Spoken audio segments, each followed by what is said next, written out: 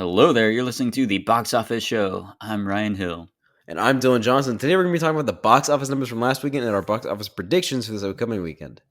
We will also be continuing our month of Coppola, and our director analysis this time will be on two works in his 1970s hot streak that don't deal with the Corleone family. We're talking about The Conversation and none other than Apocalypse Now.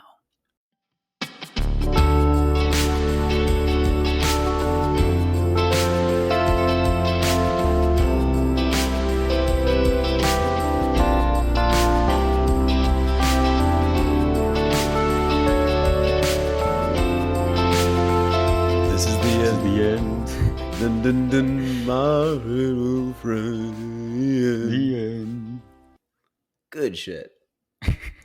Brilliant. Same wavelength. Oh, absolutely. We should start American Zoetrope. Dude. Number 2, part 2. We would be like way better at it. Way more successful.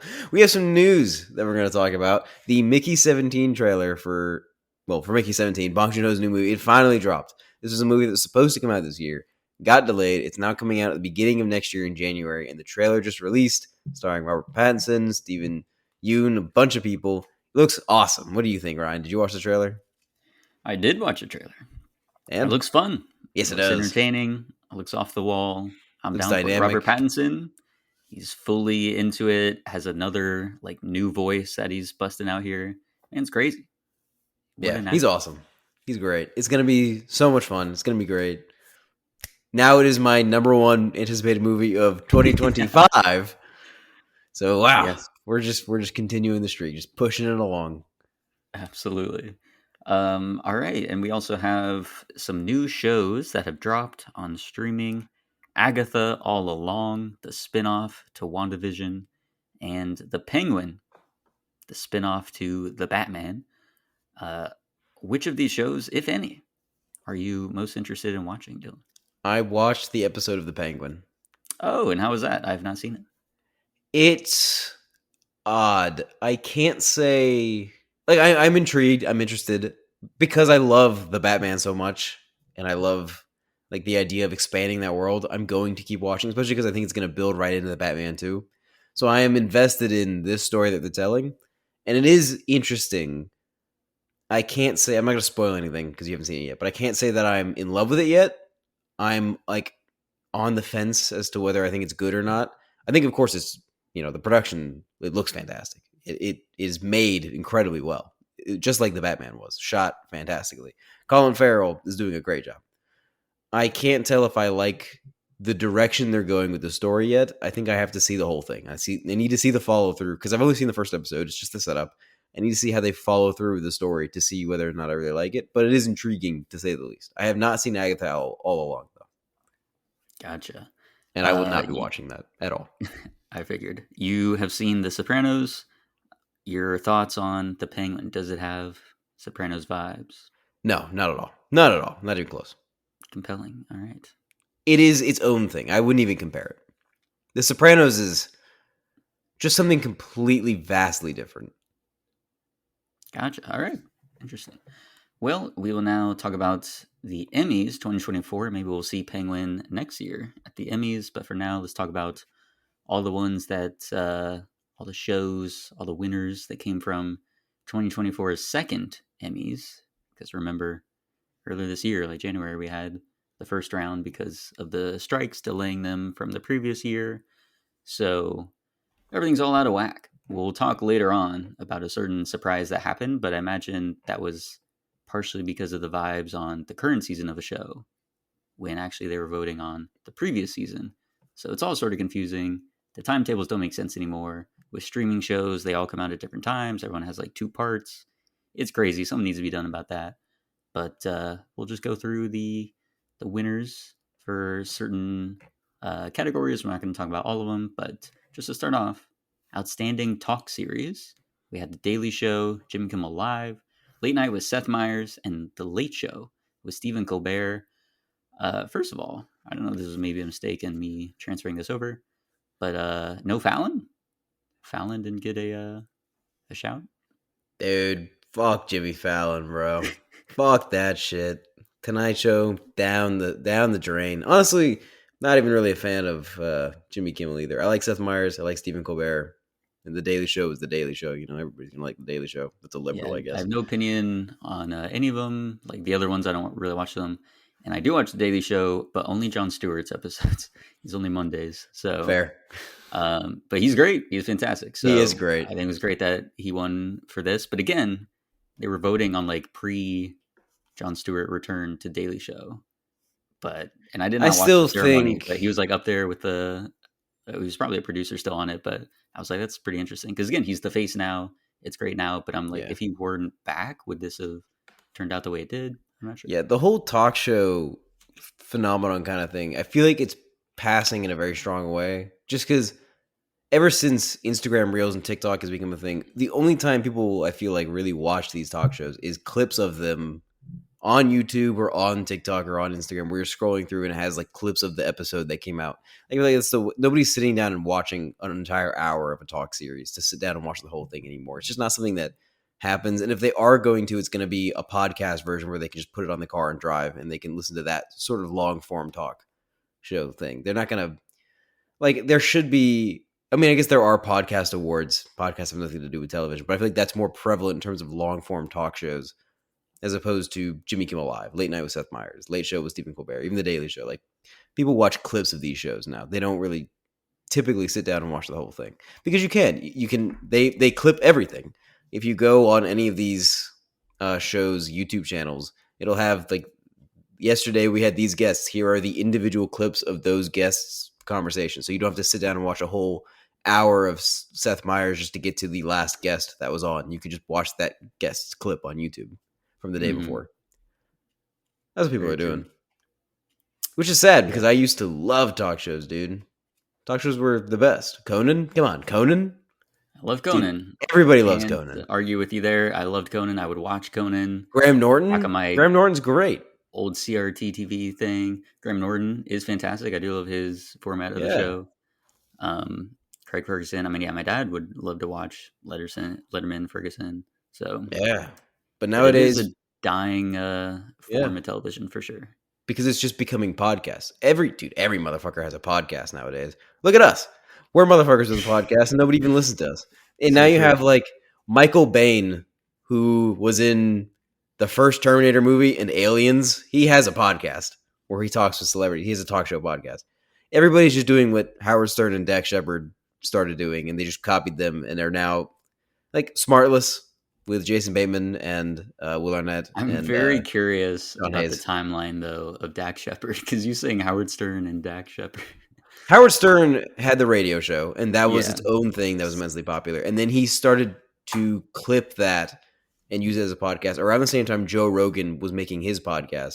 So Joe Rogan and Howard Mm. Stern were kind of like the talk show podcast originators. And then Dak Shepard, who was inspired by Howard Stern's radio show, made his podcast around like in like 2018-ish, I think is when he started, 2017, 2018-ish.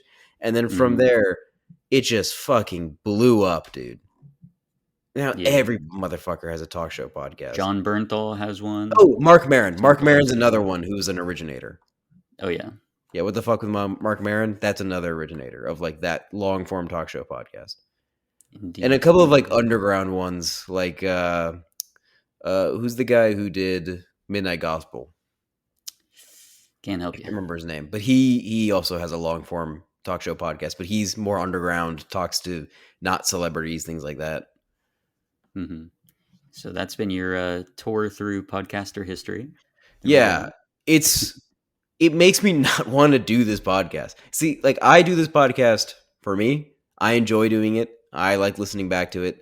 I think it's fun to talk about my opinions about movies and to formulate my opinions about movies for this podcast. But if I wasn't doing this podcast, this is bad advertising, but I wouldn't listen to our podcast because the market is too oversaturated, in my opinion. And I hate that I'm contributing to an oversaturated market with just another movie podcast. And our gimmick is maybe I'm delving too much into the background of this podcast, but our gimmick is talking about box office numbers, and I think that's interesting in itself. I don't think a lot of people do that, but I just too many motherfuckers out there have a podcast. But we have been around for a minute, so we We were there have, we have. before it was oversaturated and everyone hopped on during Yeah. the pandemic, It's too which is bad we still, couldn't get popular back then. yeah, hey, it can still happen. Still Okay. happen, yeah. Still chugging along. But yeah, we'll just need to talk about ways to blow up even further before everyone switches over and Jimmy Hey Kimmel and guys, Seth and if you are Steven one of Colbert. our if you're one of our few listeners that we do have, and you're out there and you listen to us every week, or you catch that podcast every once in a while, and you do like our show, you should share it. Even though I wouldn't listen to us, you do, and someone else might too, and they might share it to somebody else who might, and that's how this podcast keeps going. Not with a bang, but with a share. The whimper. Um, I'm going with a whimper jack.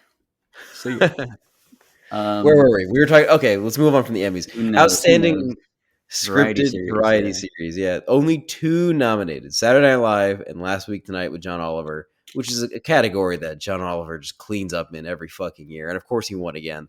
It's him and Saturday Night Live. He's gonna win. It's Yeah, just a better which is show. why I think they separated it. I think this is like a new, because it used to be all the talk show hosts would just get defeated by John Oliver, but Yeah, I think they've recently changed it here. which I think is Outstanding fair. I mean, his shit reality. is scripted. It's not really a talk show. It's a That's different true. kind of show. I would agree with the separation of categories. Yeah, But he's still just going to clean up in this category as long as the show exists. I mean, it's just so good. you're a big fan. I am a I big always fan see of Last you Week Tonight with John haven't Oliver. watched those episodes. Outstanding reality competition program. We have The Amazing Race, RuPaul's Drag Race, Top Chef, The Traitors, and The Voice. The Traitors has won. It has dethroned RuPaul's Drag Race, which also seems to always just like clean up. Same with John Oliver in his category. So interesting stuff there. A new show is one that Yeah. I had not heard about before I saw that it won. Outstanding limited or anthology series: Baby Reindeer, Fargo, Lessons in Chemistry, Ripley, and True Detective Night Country. It went to Baby Reindeer for Netflix, which is interesting. I mean, I watched a couple episodes. I didn't watch the whole thing, but it seemed like a thrilling and interesting and a little controversial ride. There was I just when I went to read these out loud just now, Baby Reindeer was the first one on it, and I almost said "Outstanding Limited Anthology Series goes to Baby Reindeer" as if I was like reading it out loud, and it made me think of Al Pacino at the Oscars saying, "My eyes see Oppenheimer," and then just pause of silence. I love that clip. It's so funny. You ever have a chance to read out an award, I think that's what you should do. My My eyes eyes. see Oppenheimer. And then there's just silence, and they go, "Oh, okay," and then they start clapping. Dude, it's so good.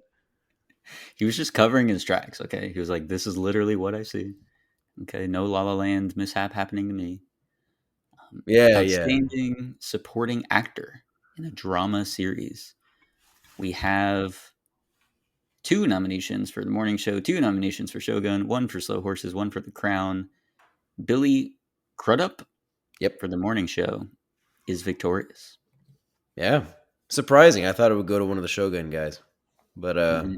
I haven't seen Shogun, and I have not seen the season of the morning show that has been nominated for these awards. So I also haven't seen Slow Horses, and I haven't seen the season of The Crown. So I haven't seen any of these performances. Could have gone to anybody. It was a crapshoot for me. I had no idea. Outstanding supporting actress in a drama series. We have 3 nominations for the morning show. Four. 4. Oh, Oh wait, my no, god, three. I missed. No, it No, is it's four. 4. That's No, it's great. 3. No, it's 4. Oh my God, there's more than 5. 1 Every for the single Gilded Age nomination. and 2 for the Crown, and it went to Elizabeth Debicki for the Crown. Good for her. Princess Diana's Revenge. Nice. Yeah, I did not see that performance. I will say she was great in Maxine. So You saw I'm sure she was Maxine? great in The Crown. Yeah, she was in Maxine. She was Nice. phenomenal. She was like the director that was working with Maxine, Sick. and she was fantastic. So I have no doubts that she was incredible in that. Shout out to Greta Lee, though. The morning show. She got a nomination for that. That's awesome. But let me just say, again, 4 nominations for the morning show here. 2 nominations and a win in the prior category. Like, did they just turn the show around? Did it become incredible or what? Because again, Is what I this saw season the 2 or first season episode, 3 being I think nominated? this is season 3. Okay. I've only seen season one, and it was very like Oscar baity sort of drama baity sort of thing. I mean, it's a lot of very famous actors attached to a very topical conversation, sort of about like cancel culture and things like that. And I don't know. I just having seen the first season, I don't really know where they go from there. So it kind of Yeah, closed the book on that one. I don't know where season 2 and 3 go, but maybe season 3 is just fucking phenomenal. I mean, it is ripe with that Oscar baity sort of. This is a topic that can breathe life into great performances here, just because of the nature of what they're talking about. Like the drama of it can breed a great performance itself, and they are terrific actors that are in these roles. So I don't know. Maybe season the 3 is worth a watch. the ingredients are there. I agree, but I from think what I it's saw unfair of for how they you to put them say together, what you saw when it was just one episode. I think that's unfair. it was a pilot. You're supposed to put your best foot forward there, and Sure. it set the tone of the show and everything. And I was like, this is a mess. But again, things can change. It can improve. So maybe it's one to revisit. But I mean, yeah, it's had a lot of Emmy success. Um, so yeah, good for them. Outstanding supporting actor in a comedy series. We have a winner from none other than The Bear, Iban Woo. Mas Bakrak. Quite a name. Did you see the joke? I'm sure you did.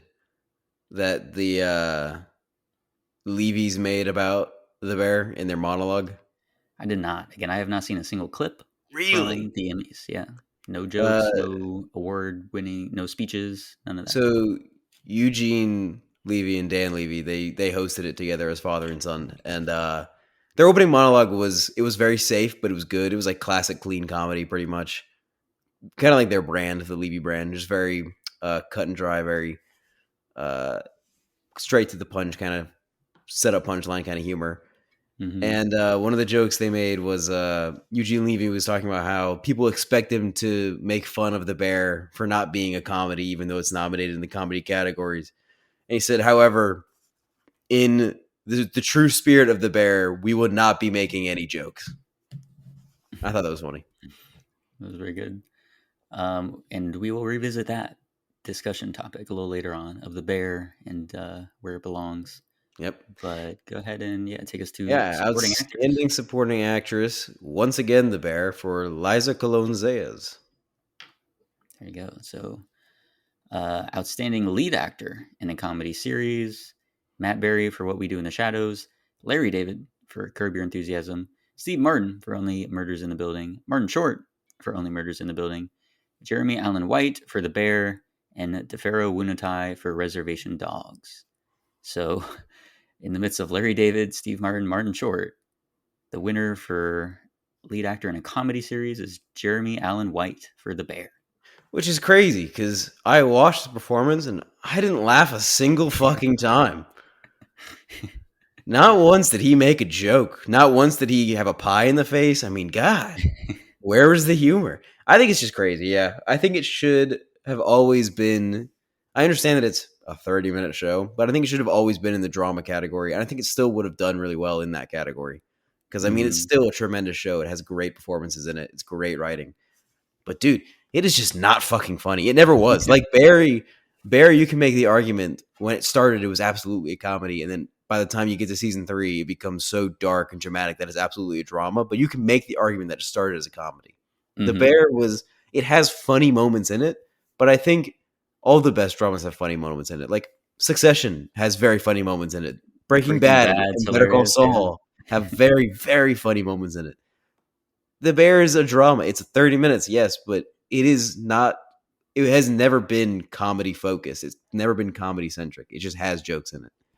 Which Yeah. brings us to Outstanding Lead Actress in a Comedy Series, where Ayo Edebiri was nominated for The Bear alongside Quinta Brunson for Abbott Elementary, Selena Gomez for Only Murders in the Building, Maya Rudolph for Loot, Jean Smart for Hacks, and Kristen Wiig for Palm Royale. And Jean Smart won twice. This is her second time winning for Hacks, her sixth Emmy overall. I just started watching Hacks. I think you did too, because I use your I HBO Max. I did not start You did watching it, not? but Then your no. HBO Max glitched on me and started playing episode 9 for no reason. And I thought Oh, you had just interesting. I thought you had like lapped me on the show, and so Yeah. I got spoiled a little bit because it pressed the wrong episode. But I Oh started no. watching Hacks, and Jean Smart is great in it. She is funny. It is a comedy performance, and Ayo Edebiri is a very talented comedian in her own right, of course, and she's a great actress. This is not a comedy performance in the show, not really. She has funny moments, but this is a very drama heavy, dramatic performance, and it is great in its own right. I just don't understand what it's doing here. And I'm glad Gene Smart won because in terms of outstanding lead actress in a comedy series, Gene Smart's fucking funny. And she has like very good dramatic scenes that carry the show forward, but she's also just fucking funny. So is There you Quinta go. Brunson in Abbott Elementary. Selena Gomez is very funny in Only Murders in the Building. Maya Rudolph is hilarious in Loot. I'm sure Kristen Wiig is funny in Palm Royale. She's funny in You've seen everything. Loot? I've seen clips of Loot. Dude, Maya Rudolph fucking kills, dude. Have you seen the clip, the bit of her on Hot Ones as her character? No, I have not. So you know I the need to plot of watch the it. show, She's right? hilarious. So. No, I've not heard of Loot at all. She's just she plays like a billionaire's ex-wife, like kind of like if Bill Gates got divorced from Melinda Gates, she plays like Melinda Gates. She just becomes like the wealthiest woman in the world because she divorced her trillionaire whatever fucking husband. She has so much money. And so Mm. she goes on Hot Ones and Sean Evans is there and she's eating the wings and she's just like dying and she's like, I'm gonna fucking kill you, Sean Evans. I have the money to kill you. I'm gonna burn you alive. Dude, it's great. It's Yeah, funny. she's fantastic. All right. So yeah, they need to do something about the categories. I can just make it 30 minutes versus 60 minutes if that's like the issue here. Because I mean, yeah, just these things are not necessarily comedies, but they're getting folded into that because of their episode length. It makes no sense. So we will see as that conversation continues, as long as the bear is around and continues to clean up. But switching over to drama series, outstanding lead actress Jennifer Aniston for The Morning Show, Carrie Coon for The Gilded Age, Maya Erskine for Mr. and Mrs. Smith, Anna Sawai for Shogun, Imelda Staunton for The Crown, and Reese Witherspoon for The Morning Show. And the winner goes to Anna Sawai in Shogun. Which is great. I mean, another win for Shogun. And now we can move on to its standing lead actor in a drama series. Idris Elba for Hijack, Donald Glover for Mr. and Mrs. Smith, Walton Goggins for Fallout, Gary Oldman for Slow Horses, Hiroyuki Sanada for Shogun, and Dominic West for The Crown. And of course, following everything we've had so far in the drama series category, just about, Hiroyuki Sanada wins for Shogun. Shogun is just cleaning up. Oh, yes. And now, for the final two categories, we'll go to Outstanding Comedy Series first. Again, reminder the nominees Abbott Elementary, The Bear, Curb Your Enthusiasm, Hacks, Only Murders in the Building, Palm Royale, Reservation Dogs, and What We Do in the Shadows. And in a surprise, Hacks is the winner for Which is Outstanding Comedy awesome. Series, not This The is what Bear. made me want to watch Hacks. Start watching it because it beat the Bear. I was like, oh, that's interesting. I'm going to give it a shot. Exactly. But And I of think it's course, the interesting. Bear still cleaned up. You know, they still Oh, won 3 acting awards and a bunch of technicals and for tons of sure. nominations. But So yeah, Hacks won the they big did well. award. They walked But away with it. Hacks They did took take it from it. them. And I wonder how much of that is, again, people being like, oh, this show is actually a comedy. Let's start trying to push back against the Bears' domination in this category. Or is it because The Bear season 3 is the most recent one that came out, but season 2, which I've heard on all accounts is phenomenal, is actually the one that they were voting on here, but people were in reality voting on the one they just saw, season 3, which was Yeah. less well received. So I don't know what is at play here for that, but it was definitely a big surprise. Shout out to Hacks, Gene Smart, everyone involved there. Congrats on the big win. Yeah, it really sucks that the Emmys got postponed and it gets folded in this weird way. I still think the Emmys, I guess it's rough to say. I mean, you're no, I think it should be earlier in the year. You should be voting for the year in the same way that the Academy does it for movies. Just because I feel like it's easier to wrap your brain around which season you should be voting for, especially in situations like this. Yeah, it's because we're now in the streaming age and episodes it's 10 episodes in a season or 12 or 8, something like that. I mean, Mm. it used to make sense because they would do it based on the year, the like actual year based on the schedule that shows were running Yeah. on, which was And fall to most, spring. yeah, fall to spring, yeah. But now they don't do that. Now they just drop shows all at once. In the same Exactly. way that you drop a movie all at once. Yeah, at any time in the year. So Yeah. it's all confusing of which season is going against which season, and yeah, so they got to figure that out for sure. A lot of changes need to come to the primetime academy.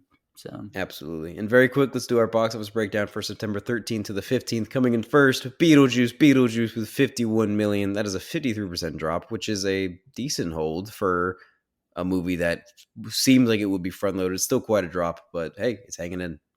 yeah, pretty decent drop. Also, just to close the loop on the Emmys thing, Shogun won drama series to no one's surprise, but we totally skipped over that. You dove right into the box office Oh, breakdown. you're absolutely right. I'm so sorry. Whoops. No, you're Sorry, good. Shogun. Yeah. But I mean, everybody knew. Like, come on. Yeah. All right. Speak No Evil came in second place at the box office in its debut with 11.3 million. Deadpool and Wolverine is still there with 5.2 million. Am I Racist? 4.5 million. Reagan, 2.9 million. What a combo. The Killer's Game, 2.6 million. Alien Romulus, 2.3 million, now crossing the 100 million mark domestically. Congratulations. Woo! It Ends With Us with 2 million. The Forge, also 2 million, but a lower And 2 million. God's Not Dead. In God We Trust, 1.5 million. This is the fourth God's Not Dead film. The first one came out in 2014 and it made 9 million in its opening. Yeah, I don't know how they're still making money on this stuff. Box office predictions for September 20th to the 22nd.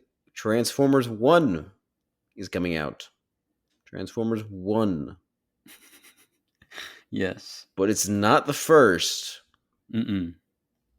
No, it's animated and it takes place what, thousands of years before the original or something? Yeah, I mean, I don't think it has Eons any ago. connection to any of the other stuff. It's just like a new thing. I mean, No, it's got like Megatron and oh, Optimus Prime. I mean, yeah, it has the characters, but it's just a reboot. I Optimus don't think it's Prime. connected to the live action stuff. But yeah, it's their days on Cybertron when they were getting up to no good, and they were friends, Optimus and Megatron, apparently. So What do you think, Ryan? Big franchise, animated movie geared towards family-friendly audiences in a market that is without a family movie right now. What do you think? How's it going to do? 20,000 billion trillion dollars. No, it'll get Wow. 25 million. Yeah, I can see it. I think it'll clean up in the family market. I think people will want to go see Transformers. You know, it is what it is. Also coming out this weekend that you didn't write down, The Substance. Are you advocating for the substance on this I podcast? am. I have already seen it. Oh wow. It is phenomenal. I think it won't really do better than 8 million, but it'll clean up in the specialty market. I think it's a limited release. It is phenomenal. I think there's a lot there to like. I think it has a lot of good commentary, and I think it has a lot of spectacle to it. And I think body horror fans will enjoy it. It is very, very gross, but it's very, Good. very good. Ryan, I think you should watch it. Even though it's a horror movie, I think you should see it. I think this is the kind of horror movie that has enough artistic value and commentary sustenance that I think you would enjoy it, even though you're not a horror fan.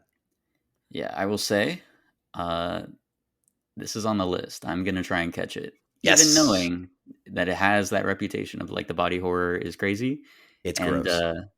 I really the body horror just does Oh, not work for dude, me. So it's gonna be a it's time in the awesome. theater for sure. I will be Dude, it's squirming, gnarly. looking away at Dude, bits I was and squirming, and I pieces. don't squirm a lot. I was squirming like a motherfucker. It's Yeah. gnarly. So I was watching a documentary the other day of like someone giving themselves like an injection for Ugh. something. Ugh. And even just that of like them putting the needle in their body. And I was like, that's terrible. And this point I Dude, already knew I was like substances on my radar, but I was like, dude, if I can't even handle this, dude, if you don't just a like routine needles in medical bodies, procedure. you are not gonna like this movie. Oh God. You are not, I dude. hate needles. Oh my god, dude, this movie's crazy. So yeah, we're gonna It's yeah, great though. we're gonna It's tough it it out. is I'm gonna so watch it. far the best movie I've seen this year so far. Wow. Yes. We still have a ways to go. All the best movies have yet to come out, for award season. But so far, The Substance is the best movie I've seen this year. Better Sure, than Dune 2. you haven't seen Megalopolis yet though. Yeah, it hasn't come out yet. We'll see. and so that I think will take the crown from the You think substance. so? But It speaking would be of, really funny if it did. it would speaking that would be a great way to end off the month of Coppola. But speaking of, let's dive into our Coppola discussion. Picking up on his bio, after the Rain People, he founded American Zoetrope Before the alongside Rain George. People. Well, yeah, it was around It that was that time. time. Rain It was People their was first not movie. an American Zoetrope production, but like it was around the time they were trying to do that, and so they wanted to create a studio where people, directors, especially first time directors, people that have sensibilities outside of the mainstream or what the big studios are looking for, can have a space to create their films and create art. And so that was his vision for it. And as you alluded to, as we alluded to, it totally didn't pan out in the way that he thought. But hey, the spiritual successor of like A24 lives on. So his dream was realized, just not by him in his own studio. But Indeed. there's a lot of success throughout the 1970s for him, Oh, dude, kicking it yeah, it off is. with Patton, him co-writing the screenplay for that, which earned him his first Academy Award. Yeah, it How about did. that? Quite the man. And in 1970 as well, he started work on The Godfather when he couldn't get funding for The Conversation, which he had written many, many years before in the 60s. And although there were a lot of hurdles and a lot of problems during production that tried to curtail him from his vision, and he had to fight a lot. There's all kinds of books and movies and series and whatnot about the making of The Godfather. It's the most famous movie of all time. Essentially, it's like the center of American filmmaking of that time. Of most times, everybody thinks of The Godfather. It's the gold standard of movies at this point, up there with like Citizen Kane and things like that. Like it is the what is the word I'm looking for? Zenith. Paragon, I guess Yeah, you the would say. pillar of The apex. the apex of filmmaking. Yes, indeed. And that earned him his second Oscar for adapted screenplay, and went on to win Best Picture as well. So he is on a roll, and it gets him the permission to make and the money to make The Conversation through American Zoetrope. And he also gets greenlight The Godfather Part 2 at the same time, and he makes them both around the same time. And they both released in 1974. The Conversation won the Palme d'Or at the Cannes Film Festival, and Godfather Part 2 won Best Picture, Best Director, and Best Screenplay. So he's just cleaning it up.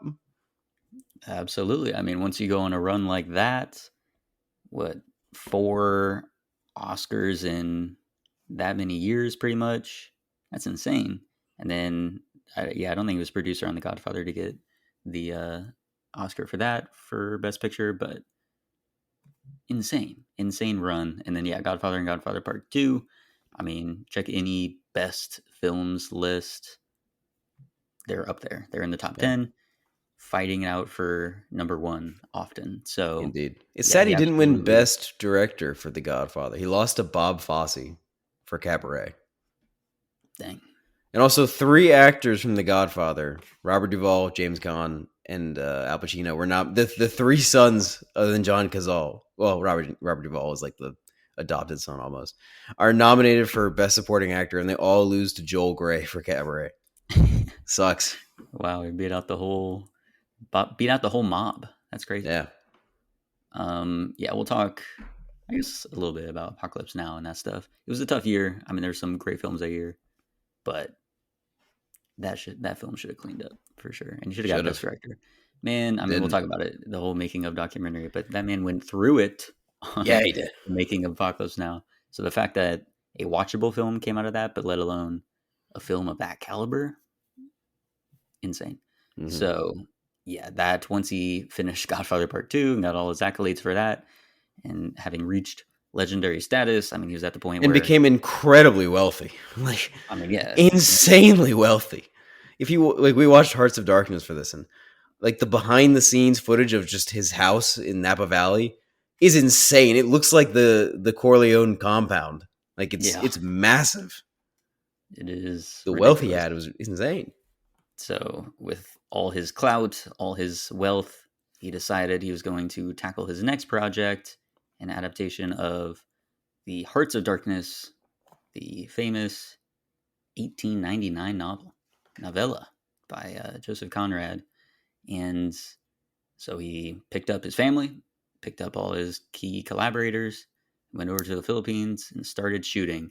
And it was a breeze. No Yeah. hiccups, no roadblocks, no They troubles. were done in just a couple of weeks, which is On schedule, crazy. on Yeah. budget. Under It was budget. fantastic. Oh, true, He had true. money left over. Yeah. He bought cake for everybody. He had a massive rap party. It was Yeah. fantastic.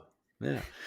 That's obviously a lie. It was tremendously terrible. There's the whole very famous filmmaking documentary, Hearts of Darkness, that we both watched that sort of films his entire journey into hell making this movie. It took 200 something days of shooting, which is an insanely long shooting schedule. Most Yeah, movies let are me look up what the done actual shooting. 280 something like that. Yeah. The average movies, almost like 99% of movies are shot within 3 months. Like, it's most films are done within two. Like, taking nearly a year of just shooting is insane, not to mention all of 200 the editing. 238 days. And Insane. again, that's just the shooting days, not necessarily all the breaks that they had to take and all the Yeah. post production and everything. Took So years to film this he movie, was working on and it's that a for massive years. undertaking. I mean, let's save all that conversation when we talk about the apocalypse now. First, let's talk about the conversation, which was released the same year as The Godfather Part Two, and heralded to critical acclaim. Although I think in a lot of conversations among Coppola, I think it's one of the movies that sort of doesn't get talked about as much as it could be. I think a lot of his other movies tend to make a lot more waves. Of course, The Godfather trilogy, The Conversation, or not, fuck, what am I saying? Apocalypse Now, Dracula. Like, these are movies that sort of usually get a lot of talk about town. The Conversation is, of course, acclaimed, but I don't think it gets talked about as much as it should because I think it's great. I think this movie's awesome. Yeah, This was your absolutely. first time seeing it, right, Ryan? Indeed, it was. Tell me about that experience. So I knew nothing of it. I knew vaguely that it had something to do with a conversation. I assumed it was something to do with like surveillance or a detective that's trying to like be on a case. Something like that was all that I knew, but I never even read the synopsis. I just fired up the film and let it play and just enjoyed what it was going to offer to me. And I will say it's a really, really strong film. It was great. It's Awesome. yeah, I mean we'll jump into everything there, but I think it's very intelligently written. So Coppola, again, his sole writing credit on this one, an original story. So I think he outdid himself here on this one, and I mean it has a very solid cast. Everything there is incredible, but we have skipped over The Godfather. Of course, he showed great directing prowess in that, but this one is where I think we'll see all those techniques and stylistic choices that he had really honed by The Rain People. He was firing on all cylinders on in the Oh conversation. yeah. Like he had nailed it 100%. Just putting us into the mind of the character, letting us feel. I mean, what he's going through and what often his unstable mindset really looks like and feels like. So, I mean, yeah, I just thought all of that was really well done. And then the sound design, of course, this film being very heavily focused on sound, very much a spiritual predecessor to Blowout, and very much in the same vein as that film, being inspired by Blow Up. Um, I thought all that stuff was really well done. I mean, a lot of great process scenes here of just seeing someone tinkering, working away at their tools, at their workbench, and Yeah. just making it compelling, like interesting and entertaining to watch. So I think he had mastered that. It's just really, really solid. So yeah, I was glad to finally be able to catch it. This was not your first time seeing it. So when did No. you first see it? How many times have you seen it? I don't remember. I've seen it once before this. I Mm. don't remember what the context was. I think it was just on a streaming service, and I was like, sure, I haven't seen it yet. And I watched it, and I was like, hey, this is great. This is absolutely awesome. And that was many, many years ago. And so we went to watch it now for this, and I just could remember very little bits. I remember the opening sequence in the park obviously, because that is the conversation, which I think is great. I remembered everything about him being in that warehouse where he works, that whole set piece, which I think is like a great set design of the film. I think it is perfectly shown off in the party scene, which we'll get to, and everything around that. I remember his character and the paranoia surrounding his character in terms of being like bugged and wiretapped, and the disdain he has for things like that. And I sort of remember the ending. I remember it to take place in a hotel room, and I couldn't remember it until I was like 10 minutes away from that scene, and I was like, "Oh, right, I remember the twist. I remember the twist now." But dude, it's phenomenal. I mean, it's coming at a time in the 70s where paranoia and government distrust and things like that were running rampant, and so these kinds of movies were becoming incredibly popular. You had things like Clute coming out in 71 and The Parallax View and things like that. They were immensely popular, and then later on, like you said, Blowout and All the President's Men coming out. So this is like very, very popular time for political thrillers. This is right, like the decade right after the Manchurian Candidate had come out, which was the peak of that sort of government distrust and the sort of conspiracy nature. And right And so after this is like Watergate, right after immediately after Watergate, Vietnam. So like yeah. came out like a couple of months like right after Watergate, you know. So this is following on. It's like timed perfectly to be released for a movie like this about wiretapping and about listening in and recording conversations and prying into secrets and the nature of that. I think Harry Call specifically is a terrifically written character. I think the dynamic of him being this expert on surveillance and wiretapping and at the same time being so paranoid and like distasteful and disdainful towards himself being recorded is something that's so interesting and dynamic. Like he can't even take it as a joke. He will not allow himself to be recorded. I think that makes him a very dynamic character. I think Gene Hackman plays him really well in a way that like Gene Hackman does not play a lot of characters like this. Gene Hackman's a very robust and fun guy in a lot of movies. The French Connection, he's very pronounced and very fun, and in Royal Tenenbaums, he's very bombastic in a lot of ways. But in here, he's very reserved and within himself, and very nerdy and confident in his own way, but still and a little charming. Like he gets the goal, you know, but still Yeah. very very reserved in a lot of ways, which Yeah, I isn't think that's typical of Gene Hackman. the key word for that. Like he's very reserved, he's closed off because of that paranoia. Like he Mm, knows the power and therefore the danger of surveillance and wiretapping and all that. And so yeah.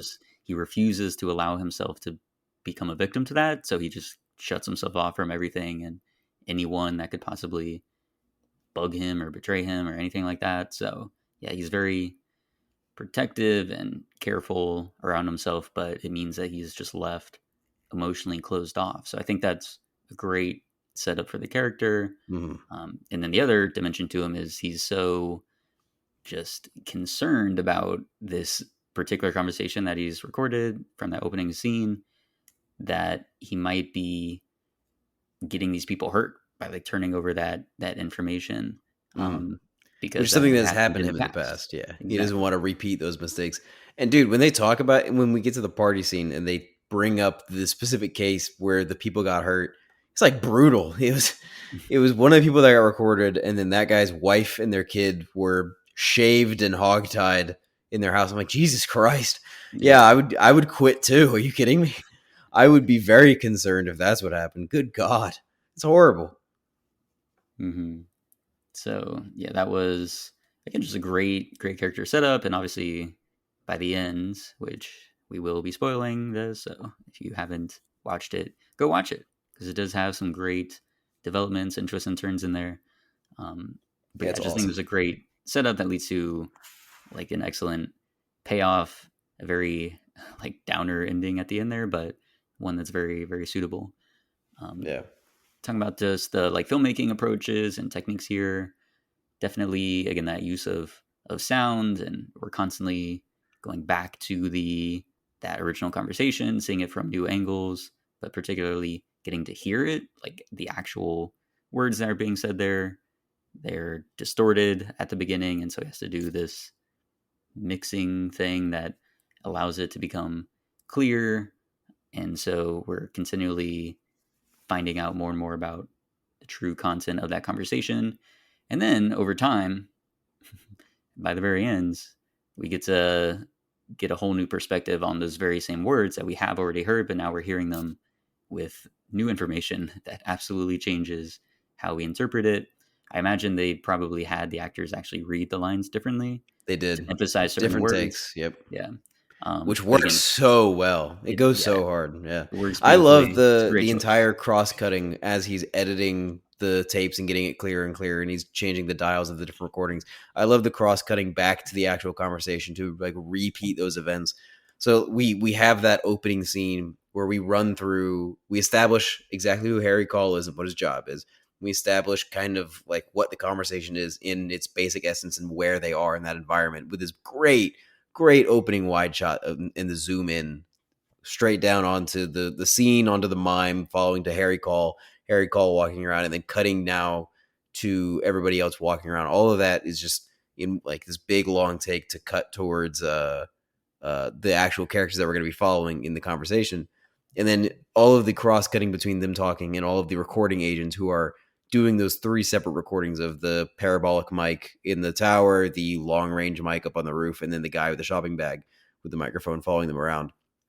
And then cross cutting now when you first establishing like which roller goes to which recording, and then cross cutting as he's turning up and down the dials to perfect the recording to find the right it's all just filmed so well to establish that idea and then to follow through on that throughout the rest of the movie works really really well to make a clear sense of exactly what's going on and what's happening without any like dialogue on Gene Hackman's part of having to explain what he's doing at any point, which is great. Like you don't have any exposition in any way. It's simply just him going forward and editing what he's doing in a very like show don't tell, Better Call Saul, Breaking Bad sort of way of just simply going about doing the work and then showing the work in a way that makes sense to the audience that we can make those connections and connect those dots.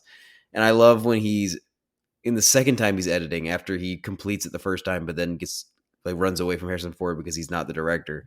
When he's re-editing it and there's that bit where he can't quite hear what it is and he's trying to perfect it, and every time they cut back, it's that like weird glitchy sound coming from him as the guy's saying what he's saying, and he's like trying to clear it and trying to clear it, and he has to bring out the device to wire down or tune down the drums that are overlapping the dialogue that the guy is trying to say until he can finally dial it in perfectly to get the line that is he would kill us, if he knew he would kill us. And then of course that changes in emphasis at the end of the movie, which we'll get to, but that's like the big line for the conversation that gets Gene Hackman to start becoming more paranoid about this. He doesn't want these people to be killed, Also, shout out Harrison Ford in a very supporting role. He is essentially the primary antagonist of the film, and he's great. I mean, he's not in too many scenes, but he's definitely has a presence. He's definitely very striking and very unnerving and a little intimidating in a lot of ways. I love when he tries to grab the package from Gene Hackman and they pull it back and forth for a second. Like the childish frustration of like, just give it to me, Like I love that. But That's he's really great. funny. Him just like having the envelope of money and like following Gene Hammond goes like around the long way to get to the elevators, and then he's just there waiting for him and then raises up the envelope. He gets in the elevator, Gene Hackman, and then Harrison Ford like walks up even more. You see the shadow at first, and then you see him just like peek his head around as the elevator doors close. It's hilarious. Like just He's very constantly foreboding. becoming a president. Like, I'm watching you, or like, come on, like, give me that those tapes. So yeah, Yeah. all that was really well done to establish, like, yeah, something is not trustworthy there. It is all not as it should be, and gives Gene Hackman, like Harry Cole, a reason to doubt. Um, and so yeah, I thought all of that was really well done. The party scene, Dude, great. that was like an extended sequence there. Just give a quick shout out to the little like convention thing. I forget what exactly it framed it as, but just like all the It's like a security surveillance. convention or surveillance convention, Yeah. which is funny because for the listeners, I work at the convention center here in Orlando, and we're setting up a security convention right now. Oh So I wow. see all these booths that have all the cameras and all the recording devices and all the locks and things. And I was watching the movie, and I was just like, it's crazy that these conventions do happen, and there are people who are just this fascinated in this world of security and whatnot. Is so Hmm. fascinating to me. I love that like they're hyping Harry Call as like the greatest man in wiretapping and the greatest man in audio surveillance of all time. He's like a legend. Like the guy recognizes him at the convention, goes, "Oh, Harry Call. I'm sorry, I didn't recognize." Like he's a celebrity in this world. It's Hmm. just so funny to me. So yeah, so I thought that whole sequence was fun, and then it leads into this party scene, which you are about to pop off about. Yeah, dude, I love this. There's just a great use of this huge open space that they've already established really well throughout the film. There's a great use of dividing the characters with a lot of the set pieces like tables, cages, framing them with like like transparent blue tapestries and all kinds of different pillars that can block off the characters and create little spaces for them to exist in. In a lot of ways, that like Kurosawa would do that a lot with his camera, just blocking off the characters, usually using the physical set itself, which creates smaller frames within the frame. I think that's a great thing that they're doing here. I think the lighting, the way they've shot it, very low key, very dark in the vein of The Godfather and a lot of other Coppola films, where it's just very toned down and quiet, sort of creates this at one sense chilling relaxed atmosphere, and at the other sense this foreboding presence that's going on at the same time, and the set's getting darker and darker as the scenes go on. Like he it eventually turns to Harry Call and Meredith, and they are standing out, and there's just this vast open space of darkness with little bits of lights throughout the warehouse behind them. And then they do this thing that I always thought was interesting. I thought it was interesting the first time I saw it, and again this time. They repeat. There's a part in that conversation where he's holding Meredith and he's talking about uh, his relationship with Terry Garr's character, who's barely in the movie, and like him being emotionally closed off and like trying to confide in Meredith and all that.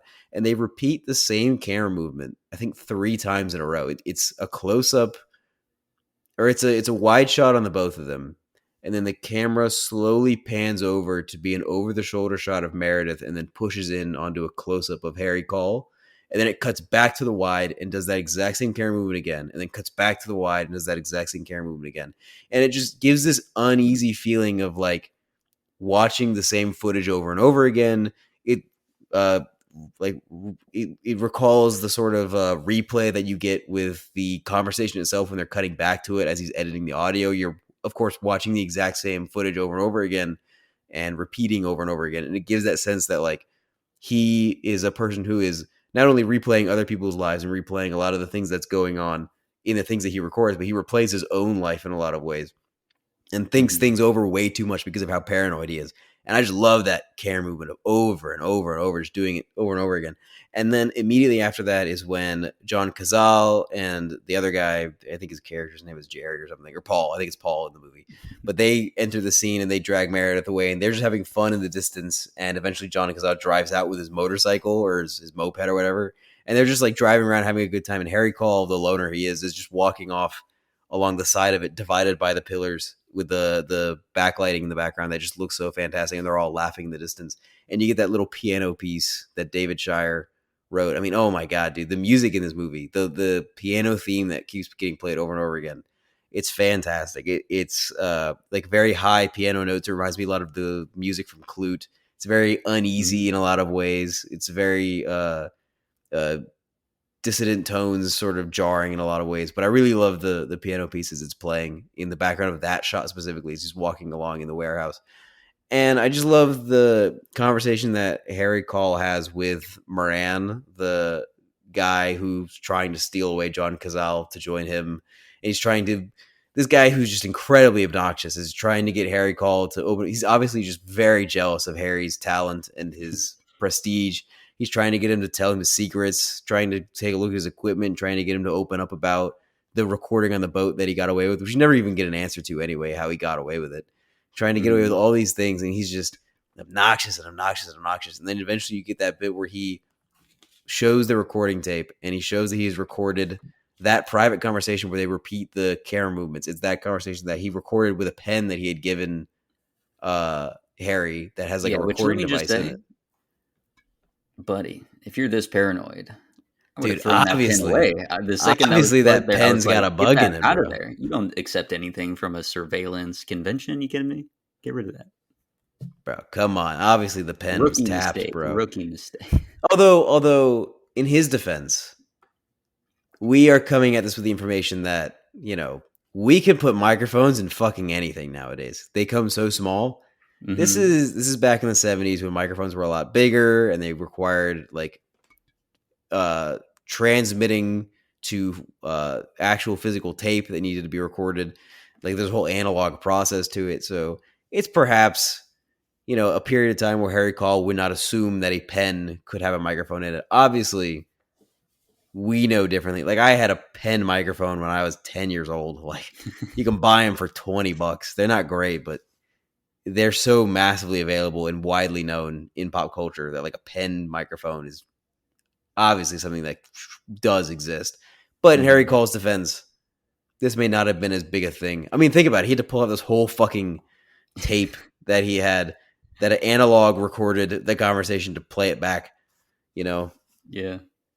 it's possible I he just mean, it didn't kind of think makes about it. sense. But again, if you're at the like cutting edge of surveillance technology, I'd Also, his be guards were down. His guards were down. I mean, come on. Why would he be recorded? Why would he? I think let that's. your guard But down. think That's a about it. secret.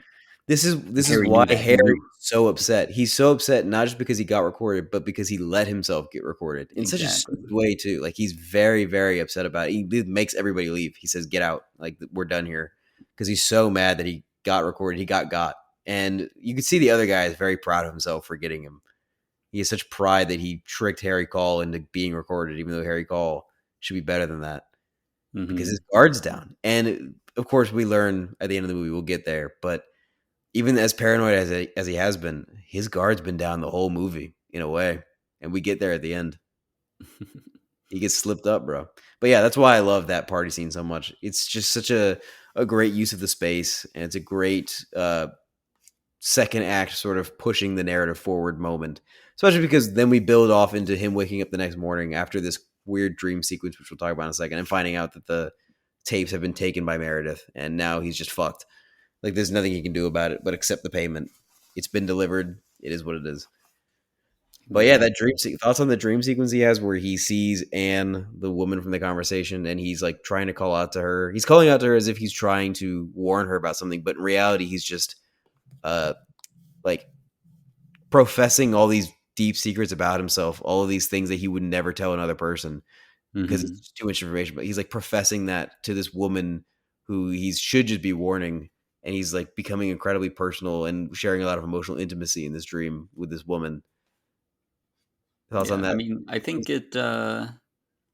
Like you have here, you're kind of mixed on it. I think the whole point of him like trying to open up here, showcasing how closed off he's been, and this is like, even though it's in a dream, like subconsciously, it's showcasing that he wants to be able to connect with people and Mm, express himself in this way, but he's just unable to let himself trust people and let his guards down. So I think it works for that, and it obviously yeah. reinforces as well his like crushing need to make sure that he isn't responsible again for the death of other people because of his work. So I think Mm. I think it works. I mean, I think it works the too. film would have lived without it, but I think Yeah. it's like it serves his character. So Yeah. yeah, I enjoyed it. It's a little heavy-handed in the way it goes about, like the way that his dialogue is formed in that scene specifically. I think it just Mm, hitting the nail on the head a little too hard with him professing. Maybe that's a performance issue with Gene Hackman, though I doubt it because he's just such a great actor. I think it's more of a dialogue thing of simply maybe going back and like if I had to be nitpicky, reshaping that dialogue to be a little more subtle about what it is he's trying to get, especially because it is a dream sequence. It is supposed to be very metaphorical and very uh, deep in its layers, but it is the most like unsubtle and heavy-handed portion of the movie where everything else is so subtle and subdued. It just seems odd that that would come about in a dream sequence specifically. yeah, But I think I it's can see still, that. like you said, I think it works, and I think it does serve the character very well. Yeah. All right, let's get to the reveal and the The whole murder. murder scene that plays out. So he goes to that hotel knowing that that is where they're going to be, and then he's trying to do surveillance. What exactly was his goal here? Was he just trying to get like proof, or was he going to try and intervene in some way? Like, what exactly was Yeah, this is the main goal where here? I think the movie sort of, if there was like a falling apart kind of point, it's sort of like his motivation in a lot of these scenes because he does tap the room next door to record what's going on, and he's obviously listening in to hear what's happening in what you would think would be in an interventionist way. And he starts hearing a fight coming about, and he puts down the recording device, and it's so loud he can start hearing it through the walls. Like he's sitting down and he's staring at the painting and just hearing the fighting and the tussling that's going on in the next room, to the point where Hmm. he doesn't even need a listening device to do so. And then he walks out, and we have that like blam sort of jump scare where the bloody hand slams on the door on like the very lucent trans what's the word, Um, semi-translucent, yeah, yeah, I mean, yeah, hard to semi-translucent, hard pretty to see opaque. through. Yeah. Opaque is the right word. Yes, this very opaque window, the bloody hand slams on it, you can't see who it is or what's going on, and he freaks out and he runs inside and buries himself in the covers because he's terrified. He's obviously a very reserved, very subdued character who doesn't like enjoy being in any kind of tense actiony situation. What do you think is the motivation though behind him just sitting under those covers for that long? Like he's under there for the rest of the night when he knows there's a murder happening next door. Right. That's a great question. I don't know. I mean, it could just be, again, like the paralysis of fear of, like, now he's scared that if he gets involved, he'll get killed as well. Just Or maybe the even as reckoning bad, of, be included as part of like the reason, like being included as an accomplice in a way. exactly, yeah, like him having a role in that going down. And so that just like shuts him off. If he's like, wow, I'm unable to like confront this. So I'm just going to block it out basically and try and ignore it, try and avoid Mhm. it. And then when he does end up going over into the next room, picks a lock, goes in, sees that it's perfectly fine. Like everything is clean and tidy, and it seems like nothing had happened at all. And then he goes into the bathroom, opens up the toilet lid, and then out of Flushes it. nowhere, we have, yeah, he flushes it, and then we have an overflowing of red liquid, blood Blood. coming Dude, up. great shot though of like the wide shot of his legs with the toilet between his legs and the blood just overflowing onto the white bathroom floor. Looks great. Yeah, It's like up it, there with bloody elevator in The Shining of just great blood effects in that's a what I was scary thinking. Yeah, way. I was like, dang, that's hardcore.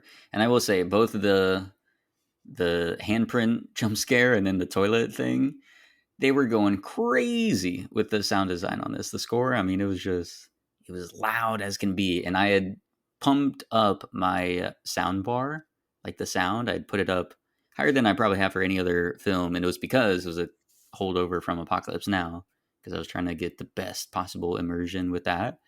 Um, and so it was fine for every other moment. But in Mhm. these particular moments, when they just blast the audio levels there, it was it got a physical reaction out of me Yeah, because it was dude. very disturbing and unsettling and loud. And I mean, yeah, whatever those like sounds were that was going on, it was freaky. So Yeah. they they definitely knew how to get the right emotional reaction. Yeah, but in terms of motivation, what do you think then is the motivation for him now immediately going straight to the corporation to see the director, the man who he believes is the murderer, in person and like fighting to get there and not being able to get through? All of a sudden, this very staunch view break. Is it that he is now uh, feeling so guilty about his involvement and so aware that it is a real thing? It's no longer a paranoid thought. He's fully confirmed that this is a real thing going on, that he is trying to absolve himself in a way. I think that's what they're trying to go for, but I just don't think it lands in the sense that he's been so timid and there's been no character change from his previous reservations about taking any action, that his sudden burst of attack seems unfounded. I mean, yeah, I agree with that. I'm not quite sure what is going on there, but could be said that he's very much in emotional distress, so he's not making much sense. Maybe he's going there for some absolution. Maybe he's looking to maybe just get taken out as well. Who knows? But when he does get there, obviously the director is not to be found, because the big reveal is that lovely little couple that was, walking around, lovebirds, commenting on how sad and tragic it is that there was a homeless man on the bench. That lovely couple schemed and carried out a murder of the director. With Harrison So, Ford's help. yeah, he was in on it. He was Yeah. there. Gene Hackman was fully and completely just a pawn in their game in this movie. That's what I Yeah. mean when I say his guard's been down. He has the whole wrong impression the whole time. He doesn't realize what's going on at all. We have the great reveal of like you see the limousine outside the corporation. You think the director's going to be in it, and he walks around very slowly, and the camera pans very slowly, and it's Anna or Anne, I don't remember, who is the woman from the conversation, and she's alive and well and sitting there. She like makes eye contact with him, and she has to know who he is, but we don't know that she knows. But she like makes eye contact with him, is like a little startled to see him, and then he like walks away really quickly because he's incredibly startled to see her alive and well, and then immediately cuts to newspaper executive found dead in car accident. Executive? What? You mean the director? This is crazy. And then all of a sudden, all the pieces start coming together, and you have the great shot of like Harrison Ford and then the couple coming down, barraged by reporters, and they're all getting asked questions about what's going to happen, what's happening with the company, what's happening with the stocks, yada yada yada. And Gene Hackman's standing there in the crowd, and they all look at Gene Hackman, or at least Harrison Ford and Anne look at Gene Hackman, and they know that he knows, and you can see that he knows because it's cross cutting at the same time, replaying scenes of the conversation with the new context that they are the killers, especially the line where he says, he would kill us, except they're emphasizing us now. Like he would kill us Yeah. in the If he sense had the that we are chance. going to Yeah. kill him because he would kill us if he had the chance. So we're going to kill him because we have the chance. Great. It's greatly done. Fantastic. Yeah. It was a It's a good superb reveal. reveal. I I was forgot that this quite movie had a delighted. twist ending until we got like 5 minutes out from that. I was like, oh, right. Right. Robert Duvall is the one that gets killed. Yeah. So Also, that horrible was, shot of Robert Duvall, which is bloodied, covered in plastic. Poor yeah. guy. Hey. His wife has an affair and then kills him. Talk about a bad week. For sure. And then we have his breakdown at the very end, where yeah, he knows he's bugged. He got that phone Dude, call, and there's now he's nothing trying to more find. terrifying to me than the idea of like picking up a phone call and immediately hearing yourself on tape from the room you're in. Like the idea that you are being recorded. That's terrifying to me.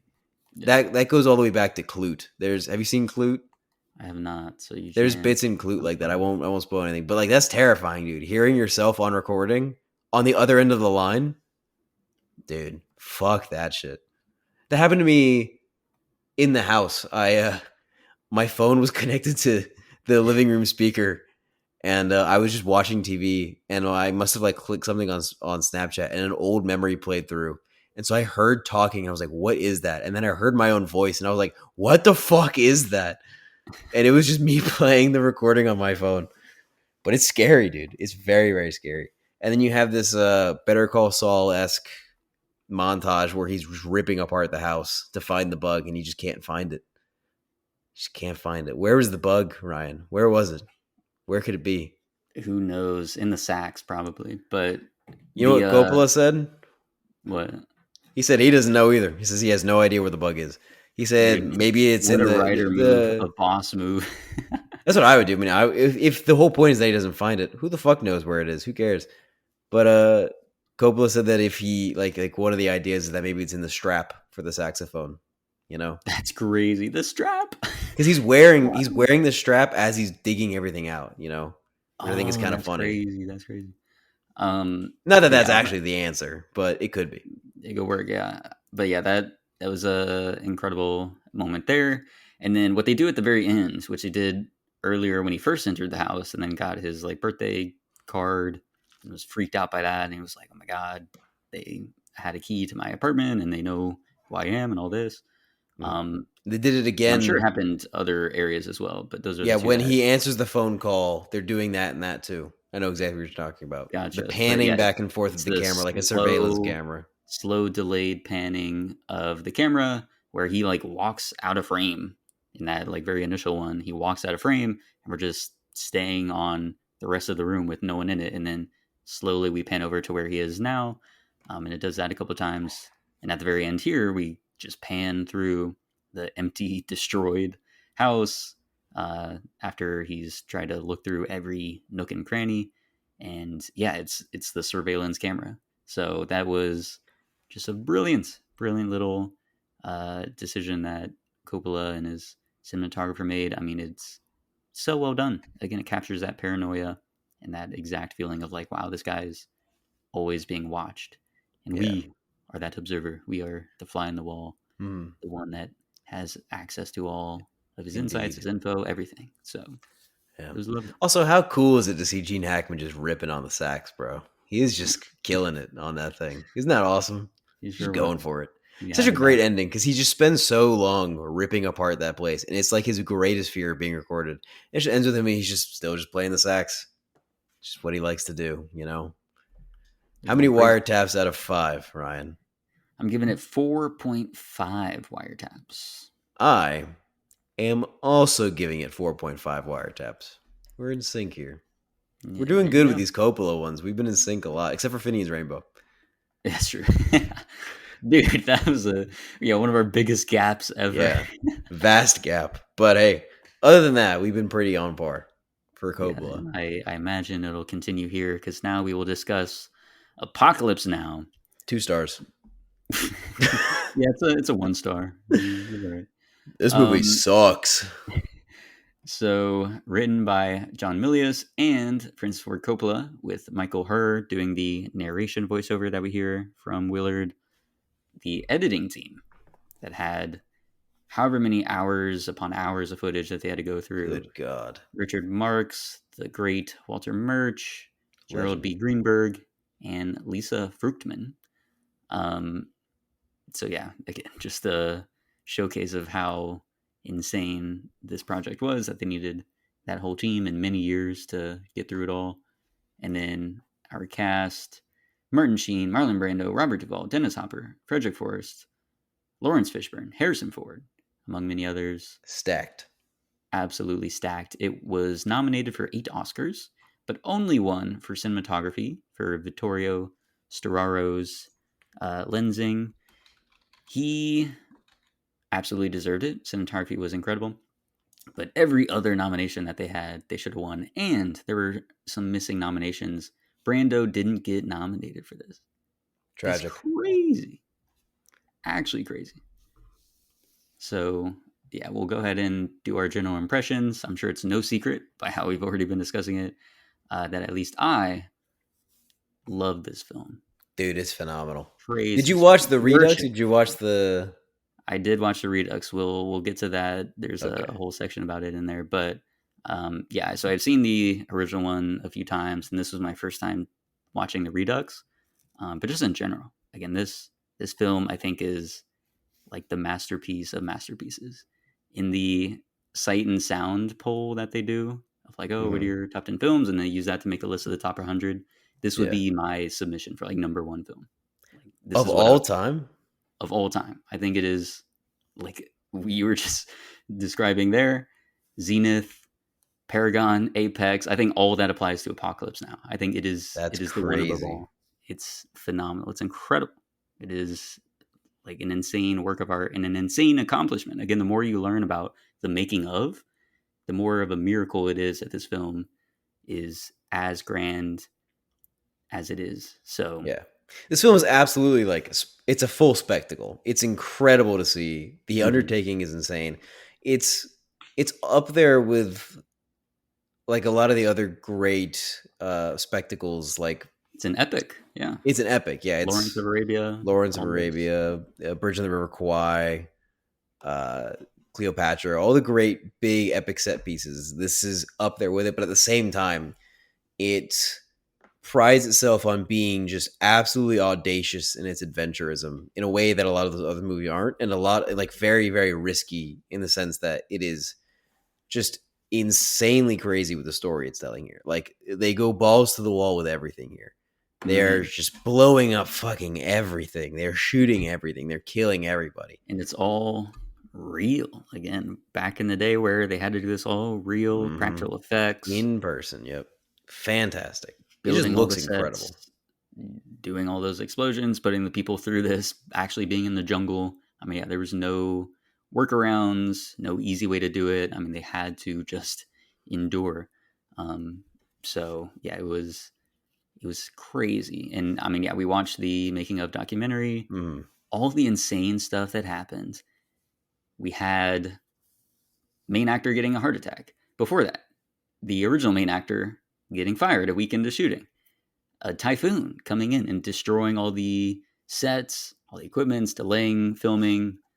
You're one of the main actors that you have is unprepared, is overweight, did not read the book, does not know his lines. Other actors, as we saw, we were talking about Dennis Hopper, also do Just not know their crazy. lines, refuse to learn their lines, are getting in arguments with you about learning their lines. The Philippines army just taking their helicopters whenever they want, all the time. Exactly. In the middle of certain takes, just straight up and leaving.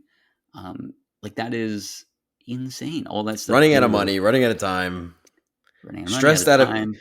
Dude, Francis Ford Coppola shaving his full beard and losing like 60 pounds, just Yeah, stressed out of his fucking mind, rewriting things on location, just trying to make things work, changing his hmm mind all the time. I love the thing that I never really thought about this movie as is that it is a journey into self, not only for the main character but for Coppola himself. As he's making this movie, he's digging himself further into his own self and going like crazy with Willard at the same time. absolutely. Yeah, it.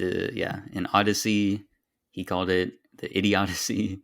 Um, Either way, it was It's just massive. again This is a massive film. absurd undertaking, and again, I have gone through my own journey of making a film this past summer, and it had its up and downs, it had its crazy moments, its insane twists and Yeah, turns. the Philippines army taking your helicopters away whenever Yeah, they wanted to. it It's was insane. really frustrating when they did that. It just kept happening.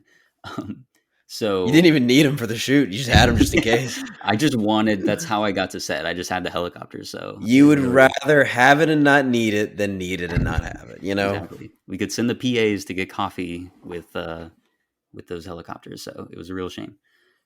But yeah, so I have had a fraction of the experience that Coppola had making this film, and just knowing all the other insane delays and curveballs and things that go wrong, just like on a normal set that isn't taking place in a jungle after 200 plus days, with again a civil war being fought in that very country, with all the other absurd things that were happening with the cast and crew. Like I just can't. The fact that he did make it through with his sanity intact is astonishing. I mean, we heard throughout that documentary a lot of very candid moments where he was very much going insane and thinking Hmm. of like ending it all and everything. So I'm definitely glad that didn't end up happening, and he was able to make it through. And again, this just utter accomplishment of a film, of an Yeah. artwork, came from it. Um, but as we'll talk about in that next Coppola analysis, with all his post-apocalypse now films, maybe it did take a lot of him. Maybe a lot of him was left in the jungle, and it was those creative instincts. He He used journeyed it too all up. far into himself. He did, He yeah. He didn't like used what he it all saw. up to get here. But yeah, we'll just go through, talk about all these iconic sequences, and as you said, yeah, this journey into oneself, into madness, into exploring the different shades of humanity and what it's capable of. I mean, it's just an incredible work. So, right off the bat, the way we start, we got the doors, the end, This is the end. we've Do, got do, do. incredible usage of dissolves and overlays, a Oh my jungle, God. It's Willard's incredible. face, the helicopter sounds over the fan, the ceiling fan. I mean, that's just those things where it's like looking back on it, it can seem so obvious, but just the like creativity to make that connection there, and then what it Yeah. means again for that character of like he's in a safe place, he's in like a hotel room and everything in Saigon, but all he can think about, all he can dream about, all he wishes is to be back in the jungle in that heat of the battle and that madness. It's just what a way to set the tone of the movie. Just an incredible opening. And Man. the narration, dude. I love the narration. Saigon. Shit. It's just so funny. Feels It's so iconic. Saigon. Yeah, dude. The noir esque like voiceover throughout all of it Yeah. is phenomenal, and we'll talk about that more of just like that decision. But I think it's so critical, so well done to the film. But then, yeah, Martin Sheen, Going crazy man, here. man is going through it. A lot of it is real, as we see in that documentary. Dealing His, with his alcoholism, buck ass naked in front of all these people, just yeah, drunk as shit. I wonder when, like, because they don't really talk about that in the documentary. We don't see it happen in like the film itself. Like he was in underwear, and then he's just naked later on. So I'm like, at what point during the filming of that was he like, no, no, no, I gotta like hash out these demons. I gotta figure this out, but I also need to do it completely naked. Like, when did that occur? But I mean, yeah, Good for he, it. Good on him for getting absolutely fucking wasted, even though he yeah, has alcoholism problems. Just for this one scene, just going for it, going balls to the wall, trying to deal with his own alcoholism by getting just absolutely plastered. yeah, it was insane. And he said, I mean, yeah, he was like, no, keep going, keep filming, keep rolling. Let's get all this out. So that I real love the emotion, Hearts of raw Darkness emotion coming documentary through. because you have all these people involved in this movie that are going insane as they're making it, and then it cross cuts to them 20 years later doing the talking heads, and they're like, "Yeah, it was a really eye opening experience." Like they're just normal people now. they're just Yeah, just they're just Martin sitting in their Sheen homes chilling in like out. normal clothes, just like yeah. I mean, we had a really good time. It was a lot. It was definitely an undertaking. Yeah, it's so funny. The juxtaposition is insane. Yeah, the him breaking the mirror, cutting Cutting his himself there, and thumb. then again they use that ultimately in the film with him He's the OG bleeding Leo over his face. DiCaprio. He did straight up, yeah. Yeah. Uh, so again, just a incredible, iconic opening. Great way to set the stage for everything. Um, let's go ahead and just jump over to the Kilgore sequence. That long sequence with him in Dude, Robert there, Duvall. just incredible, just amazing. And then again, what it like represents everything about him coming off as so macho, machismo, so brash, like that just quintessential American energy there. There's some good laughs in this bit of the film, which is crazy. 'Cause it's easily one of the more, probably the most insane portion of the film in terms of like technicalities and Mhm. the actual sheer showing of war The scale violence. of everything, yeah. Yeah, it's definitely like one of the craziest parts, if not the craziest parts of the film in that regard. And it's got some of the biggest laughs for me. Like I forgot Francis Ford Coppola's in the movie himself. So Yeah, that when was they pretty they good. That beach was and good. he's running and he's actually there as a filmmaker with his camera going, just keep going, just keep going, just And keep I going. It's for heard, TV. It's for TV. Just keep going. Just keep going. did you watch the documentary first or after you rewatched I watched the the documentary film? first. I watched that, and so I could hear immediately. I was like, "That's his voice. Like, what is he doing in here?" And then yeah, we see him rushing them along, and I was like, Isn't "Oh, that that's a great so cameo." funny? Um, but yeah, that's hilarious, and yeah, so much of it, which is funny too. The comedy just comes from the absurdity of what we're looking at, which is, I mean, Robert terrible Duvall is stuff. I so mean, it's funny. warfare, but then you just have like, yeah, Robert Duvall who's trying to Surf. honorably give like water, give canteen to a dying man, and then he immediately hears, "Oh, this famous surfer's here," and he says, "Oh, cool." Drops He the just water, like drops it away. just lets you guys Walks see, away. and Any walks man off. who's willing to hold in his guts with a pot is good enough to drink from my canteen. What? Lance is here. Just Lance, dips. surfer. Yeah, Doesn't and he he's doesn't even get gone. water. He doesn't know. It's so funny. He's so good in this. When my favorite line in the movie, bro, and this movie has iconic lines out the wazoo. Oh yeah, of But course. my favorite line, I think, objectively, because of just how absurd and funny I think it is when Willard is like, "Sir, that area belongs to Charlie. Are you sure you want to surf out there?" And Robert Duvall stands and he goes, "Charlie, don't surf," and then he walks away. Dude, it's so funny. It's so absurd. Yeah, I mean, and that whole moment too of like he makes a military decision based on the surfing capabilities of that beach. That one dude was like, "Oh yeah, they got nice peaks there," and he's like, "Oh, do they?" They've got nice pigs there. There's not any pigs anywhere near here. You didn't tell me about this. We're taking that area. That's We're for doing it. us. We're the air cavalry. We'll drop you wherever you need. We're going It's there. so funny. The idea that he was like resilient in not taking that area because it's overwhelmed by Charlie, and then finding out that there's surf there, and he goes, "There's surf. We're taking it." It's We're doing it right so there in the absurd. It's morning. so hilarious. I Yeah, love him in this film. He's just so fantastic. a fantastic performance. I mean, yeah, Yeah, he got absolutely. nominated for it as he should. He should have won. But yeah, it I looked was up who beat him. I what a forgot who character. beat him. I But forget he's fantastic who in it it. I mean, is. oh my god, I love the narration about him that Willard gives, where he says he that Kilgore is the kind of guy who walks around like he's not going to get a scratch on him, and he probably won't. I love Hmm. that, like the confidence in him that he's going to be fine in this brutal war zone, and the fact that he probably will be fine. Yeah, just that bravado, and then we see he does act that way. Like everyone else is The bombs taking going off, they're cover all cowering, from and he's just chilling there. artillery, and yeah, he doesn't even He move. gets There's no angry and he just flinch. rips off his shirt. He's getting ready to surf. He was trying to get Lance, yeah, to surf. So yeah, the whole ride of the Valkyrie sequence, which of course is iconic for many different ways. But again, just that absurdity of like, yeah, we're gonna have a theme song for us The boys love when coming we in. play this. Yeah. So that's wild. And again, the funny little moments there of the guy sitting on his helmet. Yeah.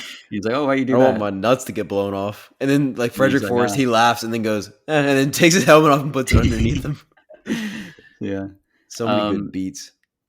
so all that's great, but then yeah, we see them like again the carnage being unleashed there. They finally land, and this like complexity. I don't know how much of it is meant to be taken as sincere or him just again playing the part of like, oh, this big like the good old American cowboy. I mean, you see that in his like hat as well. Comes off more like park Mm. rangery as well. But he offers assistance to this like kid and this Vietnamese woman. He's like telling them to go off into the helicopter and get some medical care wherever they need to go. Mm. But meanwhile, he's also like ordering a massive napalm strike and trying to get people to surf in the middle of warfare. Like they're in an ongoing So battle, and he's funny. got people out there in the waves taking fire. Like just that absurdity of like the war, which for him is just this fun game. But then also him having at least shreds of humanity of like trying to offer that water to the one guy for the short while that it lasts and Ordering trying in to all the steaks for his men and like playing guitar with them. yeah, and you can see, yeah, like guys like that of like again, terrible, terrible person, like again, maybe terrible military tactician of like, yeah, we're gonna go risk everything for some surf, but It's he, pigs. You didn't tell me about pigs. but he treats his boys well and like tries to, make it like home with the burgers and they're playing football and they got the guitar around the campfire and all that. So, um, like yeah, you can just see he has at least on the surface it seems like some decency there and some humanity, but then on the other side of it, it's like just this absurd callousness and disregard for anybody's well-being for his own self-interests and love of war.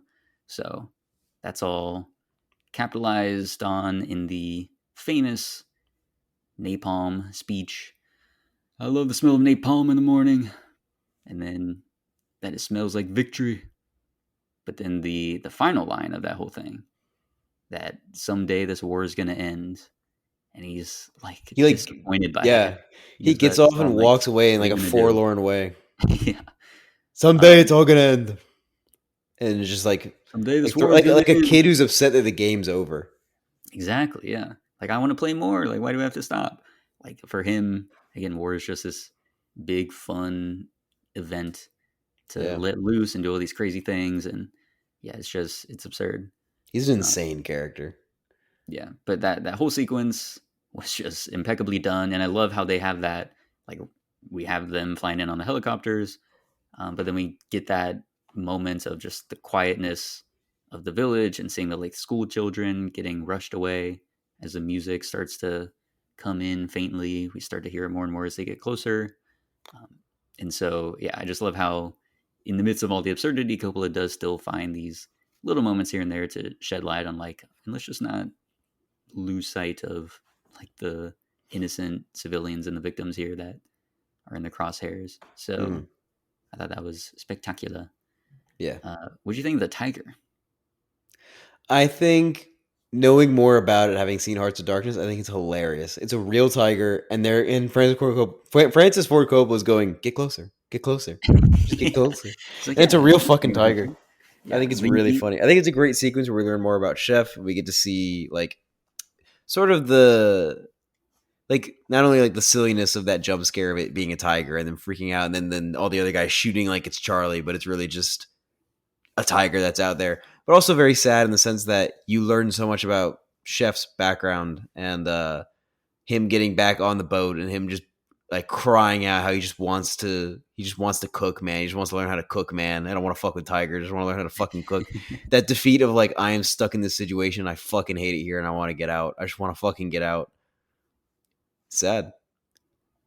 It is indeed. I remember that first time I watched it, thinking I knew it's an old film, 1979. So I'm like, that had to be a real tiger. But how Yeah. could they possibly have had a tiger that close to the actors and everything? So that always stuck out in my mind. And then, yeah, seeing in the documentary how, I mean, it was in fact just a real tiger, and they had the trainers there and everything, but it could have gone horribly wrong. So, Yeah, we haven't fed it in like a week. yeah, we want that natural aggression to come out of the tiger. He's got to be hungry. It'll launch. It'll land in the right spot. It'll land in the right spot. The tiger's a method actor, so we have to respect that. Okay. It's so funny. At least the tiger learned its lines. It hit that growl It exactly hit as its it should. mark. Hit It that hit its cue. mark That perfectly. mark. But yeah, so that ends, of course, with that one of the great narration voiceover moments of him saying, "Never get out of the boat," and that Kurtz had gotten out of the boat, split from the whole program, and a whole slew of the narration is dedicated to Willard just looking at the files and dossiers on Kurtz and just mulling them over. And voiceover often gets a bad rap in film because it can be For done me, poorly and especially. just as an exposition device. So yeah, so how do you feel about the narration in this particular film? I think because this film is so montage heavy and so ethereal in the way that it's going about, I think it works, especially because he's like recapping a lot of his thoughts, his innermost thoughts that are going on here. I think it works in that sense. Whereas there's other movies where I think narration works, like in Goodfellas and Wolf of Wall Street, where it's a character recapping events in their voice Mm-hmm. because they're the main character and you're just going over so much all at once. This isn't that kind of movie. He's not recounting everything that they're going through in his monologue. You are learning more about him as he learns more about him because the whole movie is a journey into self. And I think it works best as a monologue as opposed to if you had cut the whole monologue out, we have no idea really what he's going through because he barely has any dialogue outside of the monologue, Yeah. honestly. Most nobody does. There's not much dialogue in the movie outside of this. It's a lot of action and it's a lot of internal thoughts that are going on that are the most important part about it. Mm-hmm. And you would have no thoughts as to Kurtz's. There's a little bit of exposition in the sense that he's describing Kurtz himself, which works in the Yeah. sense that I mean he's not going to talk about this shit to the guys on the boat. It's confidential. There's nobody else he's going to talk to. The only place you could do that exposition is in the beginning with Which the they Harrison do. They Ford do scene. They give a a lot little of bit, the yeah. Kurt stuff up front. But if you had taken all of the shit that you learn about Kurtz and shoved it into that one scene, that scene would be unbearable, and then you would forget all of it about like halfway through. But Exactly. because he's going over Kurtz, and that is like the main thing is like he's going over, he's going over, he's going over it. It becomes this sort of like red herring almost of like, yes, we know the mission is to kill Kurtz, but for us as the audience, our mission is to learn more about him as he becomes more intriguing to make us want to meet him when we get there. Because we become so intrigued by this character of Kurtz. Not only is he being played by Marlon Brando, the greatest actor of all time, in a great return to cinema since The Godfather. Not only Mm-hmm. that, but like this character is built up to be the ultimate antagonist, the ultimate villain, the ultimate like they're journeying into hell to find him. It builds him up so much in a Yeah. way that we are then satisfied so greatly when we finally do meet him Yeah. because he holds And up to that standard so yeah, which is a grandly. credit to Brando and then all the like writing that takes place at the very end there.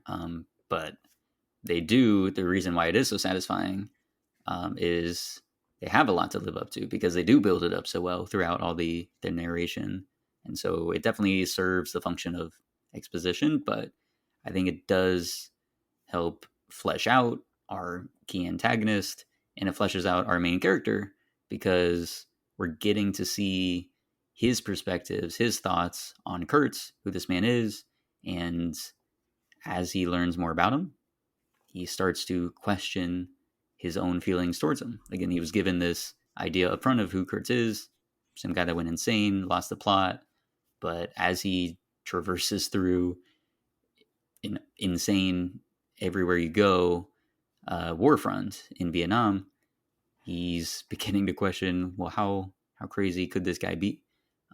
He's experiencing all the events that probably radicalized Kurtz to this point as well, and he begins to understand him on that deeper level. And so we begin to wonder as well, like, okay, when he does finally meet him, what's he going to do? He like wants to confront him because he's such an intriguing figure, but Kurtz starts to question, or sorry, Willard starts to question his own like capacity to go through with it and whether he wants to or not, and how aligned with Kurtz's beliefs he really is. So I think on that front, it does a great job. And it's also necessary because, as you pointed out, yeah, he doesn't have much dialogue outside of the narration.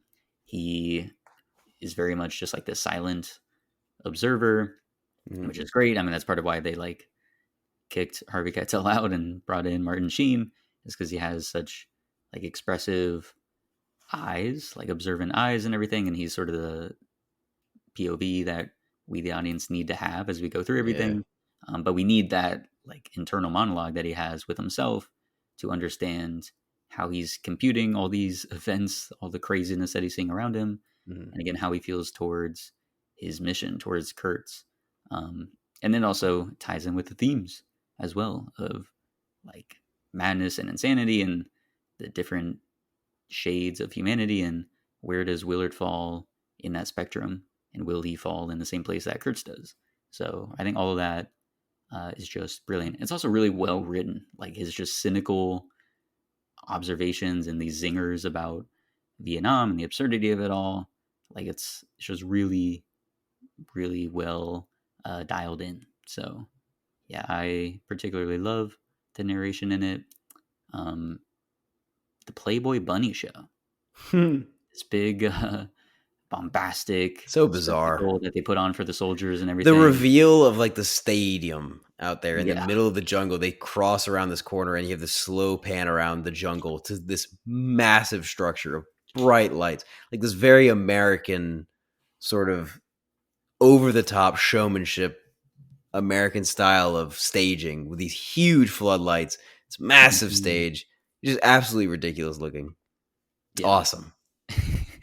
exactly. So it definitely makes for a great set piece, and again, just the which I don't know. I mean, was that a real thing? I guess the Vietnam War in reality was so absurd, but it Yeah, also there feels was like definitely something that USO stuff. I think it was might be just exaggerated, but they definitely had like USO, like girls come out for the USO and whatnot. I don't know if they were Playboy bunnies, but they couldn't get there's definitely a the lot of truth in what you're bunnies thing. seeing. But yeah, so just that moment of like, okay, like we'll give them like feed them a bone or something of they're out here in the jungle, not able to act on anything there. Their wives, girlfriends at home, stuff like that. So they're going to give them some show to hold them over, and get them excited and everything. And then we see the very grateful soldiers that are enjoying it, going bananas for it.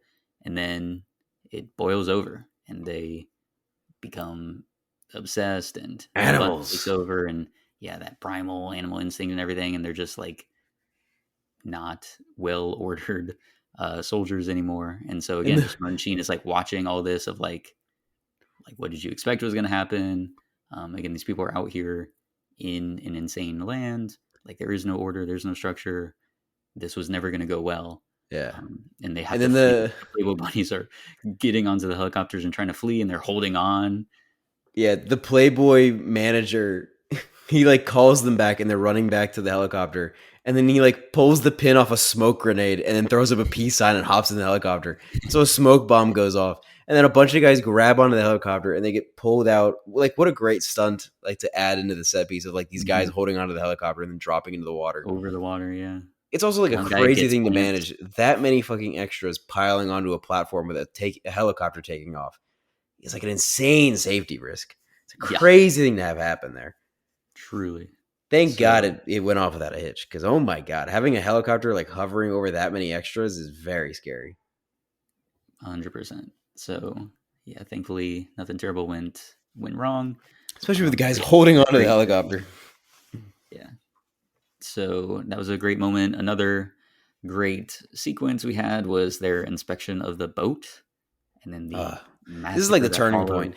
On my DVD copy of Apocalypse Now, which I watched this on, it has the original and the Redux, and it has two DVDs. On the first DVD is the first half of the movie for both the original and the Redux, and on the second DVD is the second half. And it's on both the original and the Redux. It's divided at this moment. Like as soon as this scene happens and it fades to black, that is when they do the cut to go into the second half of the movie. And I don't know if theatrically there was a intermission of any kind.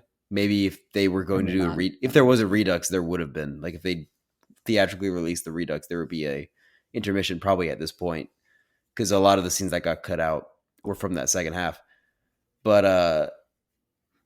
I think it is a good turning point in the film for that to be the cutoff in the sense that this is the jarring event that takes it from being like an examination of the absurdity of Vietnam paired with this adventurism that's going on and the spectacle of what's happening with them jets like water skiing behind the boat and the absurdity of Kilgore and the Playboy bunnies and all the like fun adventure things that you would get out of a war film and like the commentary on that.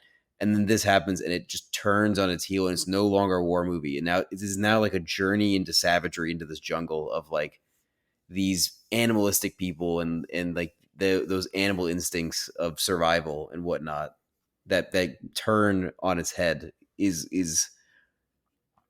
just the instincts that are paired with these characters and that it happens in this scene. The woman lurches forward and Lawrence Fishburne has the instinct to just shoot, and so they all just Mhm. start shooting and they tear apart the boat, and it's just such a hard scene to watch. They Yeah, just and it's just and massacre they this Vietnamese keep family. like shooting just endlessly, like Oh my god, ongoing, just dude. shooting when it far beyond when it was like obviously they're all down and everything, and just like still Just shooting because and they're shooting because that's terrified. They're just so yeah how it is. scared. They're so high strung and it's so tense, and so We yeah, it understand just why they would. I mean, we saw the scene where when they raid the village with Kilgore, when they're trying to transport the wounded officers, and the woman runs up and throws a grenade into the helicopter. Like anybody could have weapons on them. Anybody could try to kill you. It's not just soldiers in uniform anymore. Like mhm, anybody in Vietnam could try to kill you. yeah. So that like yeah, but they didn't even want to uh, search it, or Martin Sheen at least didn't want to search it. Chief was like, "No, we're gonna do it." Chef did not want to get in the boat to search it. They did, and then yeah, they opened fire, and he's like in that boat as well, so he could have been totally killed Yeah, alongside amazing of he it. didn't. With all the And bullets then flying. yeah, so after all that, again, like a horrible massacre, that in and of itself would have been terrible. But then open up the like basket, and we find it's a puppy that she was going for. Um, so that's another layer of just like, wow, what was this all for? Then she's alive, and now they start wanting to administer care to her, and they're like, okay, get her on the boat, we're gonna take her somewhere. And then we see Martin Sheen, Willard, come up and say like, oh, what are you doing? He's like, oh yeah, we got to take her to some place to get her care. Shoots her in the head, Brutal. ends it right there, and says like, we are not making any stops. We're continuing with the mission. Like just an absolute like downer, and It's obviously even it more brutal, dude. He looks right at the captain and he says, "I told you not to stop." yeah, He's like putting the weight of the guilt onto the captain. It's insane. yeah. So and that's just another like layer to this main character that we have, who again is supposed to be sort of our vantage point through everything. Obviously he's narrating everything to us, and we just see him do something so callous and vicious So in the interest brutal. of this mission. It's just a reminder that like this isn't a fall of some like noble idealistic character that was very moral and very innocent at the beginning, like plunging down into, as you said, like the savagery and the darkness of what war can do to people. Like he was already there. Like he was already at Hmm. the bottom of the barrel. He was enveloped in the darkness. He wanted to go on a mission. He wanted to be in the midst of war again. Born in And it, molded he's by it. exactly, and he's being sent uh towards Kurtz, who is someone that represents essentially the same thing of like someone that's gone mad from war and is able to just dispatch people like that without judgment, without judgment. So yeah, harrowing scene, just really effective, really. a downer. But yeah, I thought it was a necessary scene to include for sure.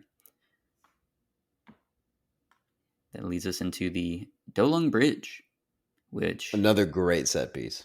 fantastic. Again, we just keep saying like every little set piece here is fantastic. All the little montages in between them that stitch them together are fantastic. I mean, it's incredible. And the cinematography here, beautiful, just beautiful. And the scale of it, like that whole bridge, those lights that run across it, which like shake the sound design of them, just having that wiry little sound to it whenever they get hit by a bomb and start rattling. Um, Truly incredible. Oh, But you yeah, know what? When the I whole remember when I saw the conversation the first time. It was in Barry's class in college. He was showing filmmakers of the 70s, like great filmmakers of the 70s, and he showed Godfather, the conversation, and Godfather 2 for Coppola. And I remember being upset that he didn't play Apocalypse Now because I wanted to see that on the big screen in 132 at UCF because that would have been awesome to see this movie on the big screen. it was incredible. I Dude, did see it on the big screen in his class in one of his things. I really? can't remember if it was one that I like was actually taking class or I knew it was going to be playing and I was like, I need to be there I'm so because jealous. it was, yeah, it was fantastic. And I wish, I mean, yeah, this needs to be like just playing nonstop all the time. Like every year, we need to have a Fathom event for this to be in theaters. It just seems like such a spectacle to see on the big screen. Yeah, it's amazing. So, ugh, dude, IMAX or Dolby, something like that, that would be beautiful, beautiful. Dude, the Um, RPX theater or the what's the theater where it shakes? 4DX, 40X theater? Dude, that'd be crazy. it sure it would. Um, but yeah, so the Stillung Bridge, I mean, just first off, when you had the soldiers like rushing the boat in the beginning, they have like their suitcases and everything. That's just insane. Like again, you've seen before with Kilgore and everything like that. I mean, the soldiers are happy, or at least they're like chill. They're fine. They're not acting in this way. Now you have these people that are desperately trying to get onto a boat, thinking it's their Mhm. salvation, their way out of here. I mean, that Yeah. just sets the tone for that particular location pretty well. Um, and then him and Lance just again traversing that whole uh, war zone, trying to get The to trenches, wherever the bro. commanding officer is. Yeah, going through the trenches. It again visually was incredible. Um, Dude, the guys just in the war zone that are just like sitting around listening to music on the radio with the Christmas lights, smoking weed. And then yeah. they go like 30 feet farther down the trench, and there's people who are screaming, firing a machine gun into the darkness. Like the Hmm. juxtaposition of what's happening there, just the pure insanity of that is crazy. Yeah, so well done. And then yeah, you have like these soldiers that are fighting essentially a wounded soldier that doesn't like is no longer an active combatant. He's just out there screaming. They're thinking he's screaming for other Viet Cong to come in and help him out, but yeah, we just see them firing relentlessly at the guy, cussing him out, like saying all these things, trying to just get him killed.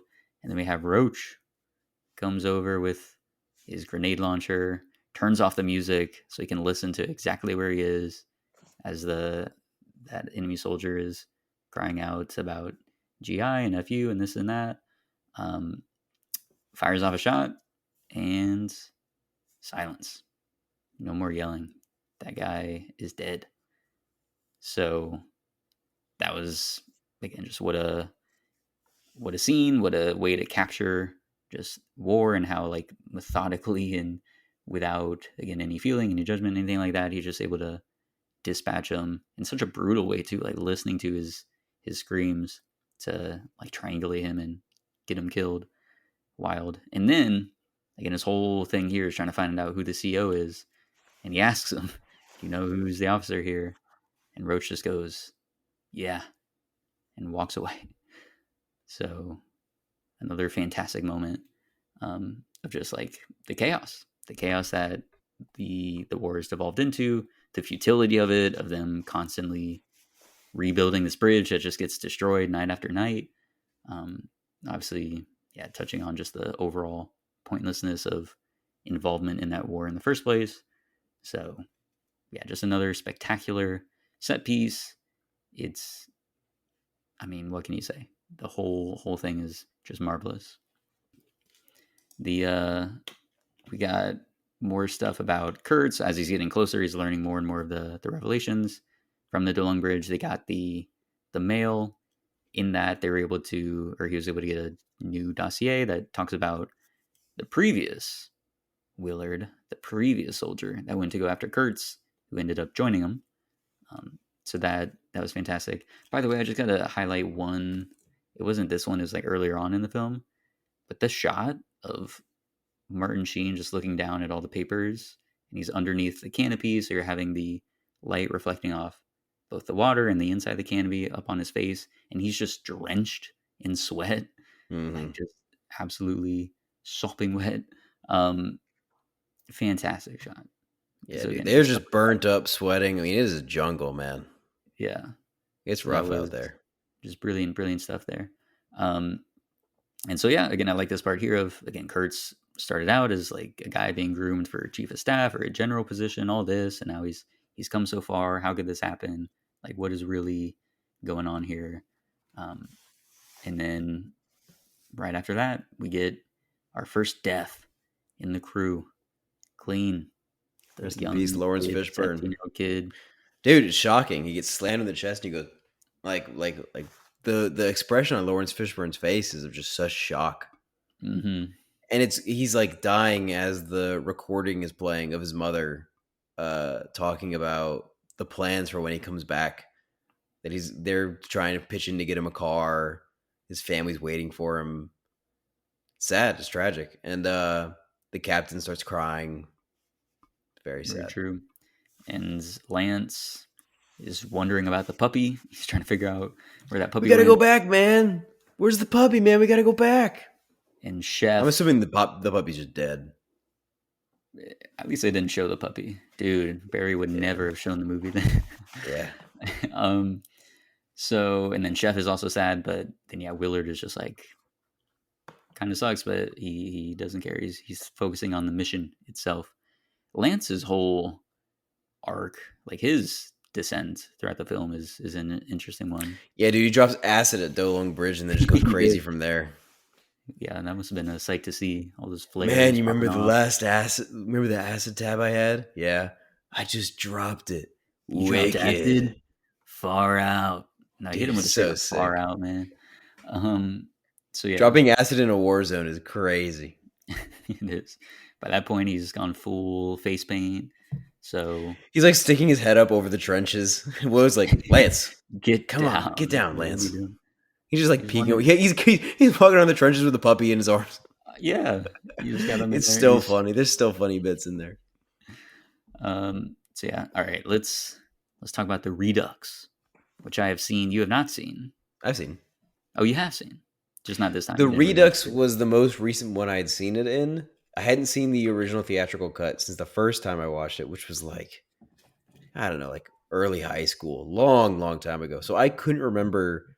I remember not liking it as much because the Redux is like 40 extra minutes that, in my opinion, was meant to be on the cutting room floor. I think it was a good choice to cut it. And so, like, I remember watching the 3 hours and 15 minutes of the Redux and being like, God, it's just too long. It's just too much. Like, it's just so much Vietnam, and it's hard to watch. And so, watching this again as a theatrical cut, I was like, yeah, this movie's great. It's 2 hours and 20-ish minutes long, 30 minutes long. Gets to the point. Fantastic, entertaining, loving it again. Your thoughts on the Redux? So, without a doubt, the theatrical version I think is the superior one. Again, I Yeah, haven't seen the final cut, which is like somewhere in the middle between the two, but I think the theatrical version definitely hit the sweet spot with everything.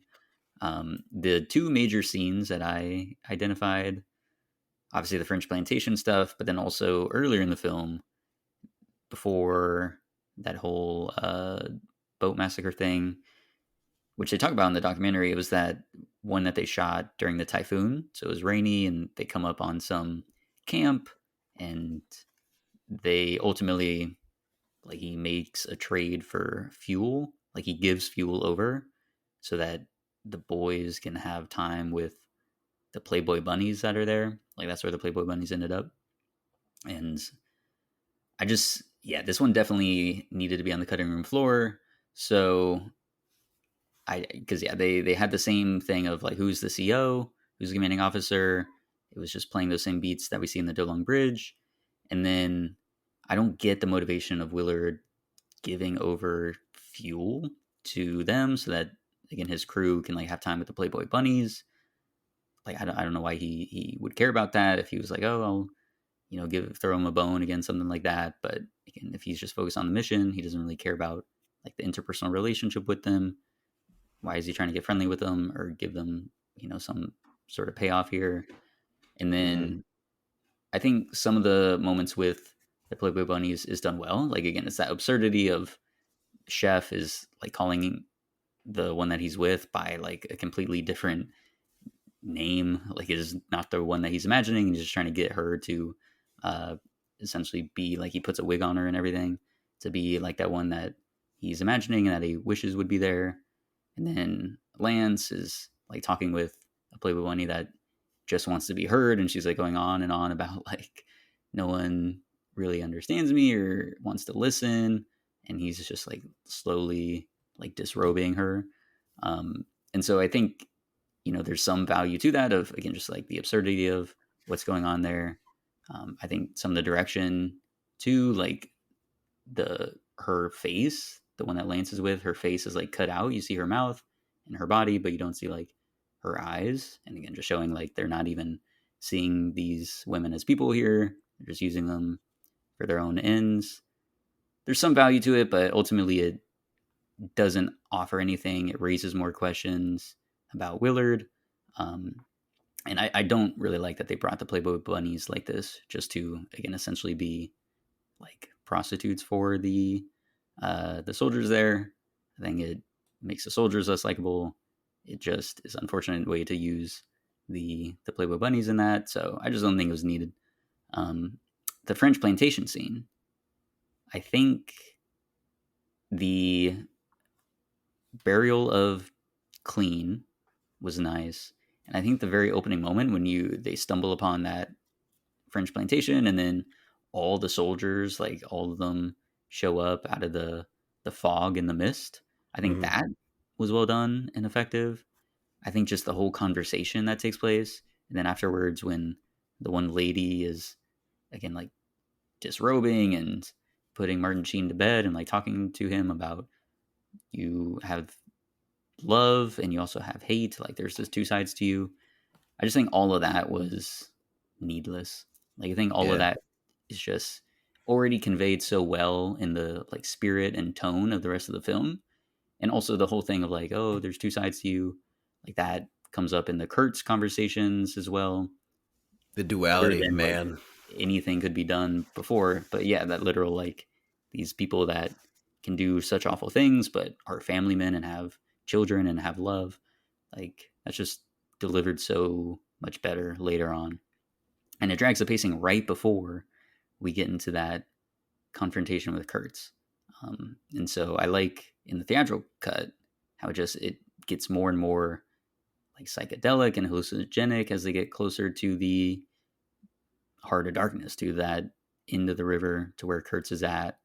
Um, so yeah, I think there's bits and pieces of the French plantation sequence as a whole that I think would have been valuable, but not the entirety of it. It just goes on too long. But yeah, we get soon after that Chief's death, um, which has two great moments there. Again, it's just like getting closer and closer to like that primitive, again, just base instincts of man and lack of morality and rationality. So the tools that are being used become more and more ancient. So we have like the arrows coming by, and then the spear that ultimately kills Chief. Chief grabbing Willard's neck and like trying to force his face down onto the spear. That was incredible. Mm-hmm. Um, and then finally we get to Kurt's, his compound, Dennis Hopper, the photojournalist. Dude, that shot where it's over Martin Sheen and there's just water around him and you're slowly going forward and it like pulls up and you see the actual compound itself with all of the natives there. Oh man, that shit is Beautiful, intense. gorgeous, just Great so, reveal. yeah, incredible. Again, you like sort of said it there, that like ethereal, again, like fever dream type of feeling is Mm. hit so well there. Oh Again, so yeah. many times there's just like fog going off all over the place. There's colored fog. There's like orange and pink that was just rising out of the Mm. forest behind them there. It's Um, great use of color in nature. yeah, Like the motion in the camera when there is no motion anywhere else. It's just so striking. It's very Kurosawa absolutely. esque. Yeah, 100%. So that was fantastic. Um, and yeah, we just get finally that confrontation of Kurtz. We hear even more about him from Dennis Hopper before we actually get to see the man himself. But yeah, it's just I think the whole finale here, the way that it's able to deliver through the conversations that they have, um, through the final like actual act that Willard does of taking him out, I think it's all brilliant, beautifully done, incredible. So I want to hear your thoughts on this whole sequence, on Kurtz meeting him and his message, his monologue, his philosophies. I think so much of like what Marlon Brando is saying is so pointless and so derived and so crazy, but the delivery, the passion and the conviction with which he says these things turns it into poetry. And the way that he shot, the darkness that is literally enveloping him in the Mm, shot, where it's not even his full face, but just a sliver of his face. And he's giving this monologue and he takes his hand and he takes some water and he puts the water across his face and lets it just drip down. It's like a dark, beautiful painting that you're watching here, and it just envelops you entirely. He's so 100%. captivating on screen. He always has been, always will be. Yeah, One of the the most fantastic actors, one of the greatest performances. It's such a minor role in the grand scheme of the film itself, but just stands out vastly above all else.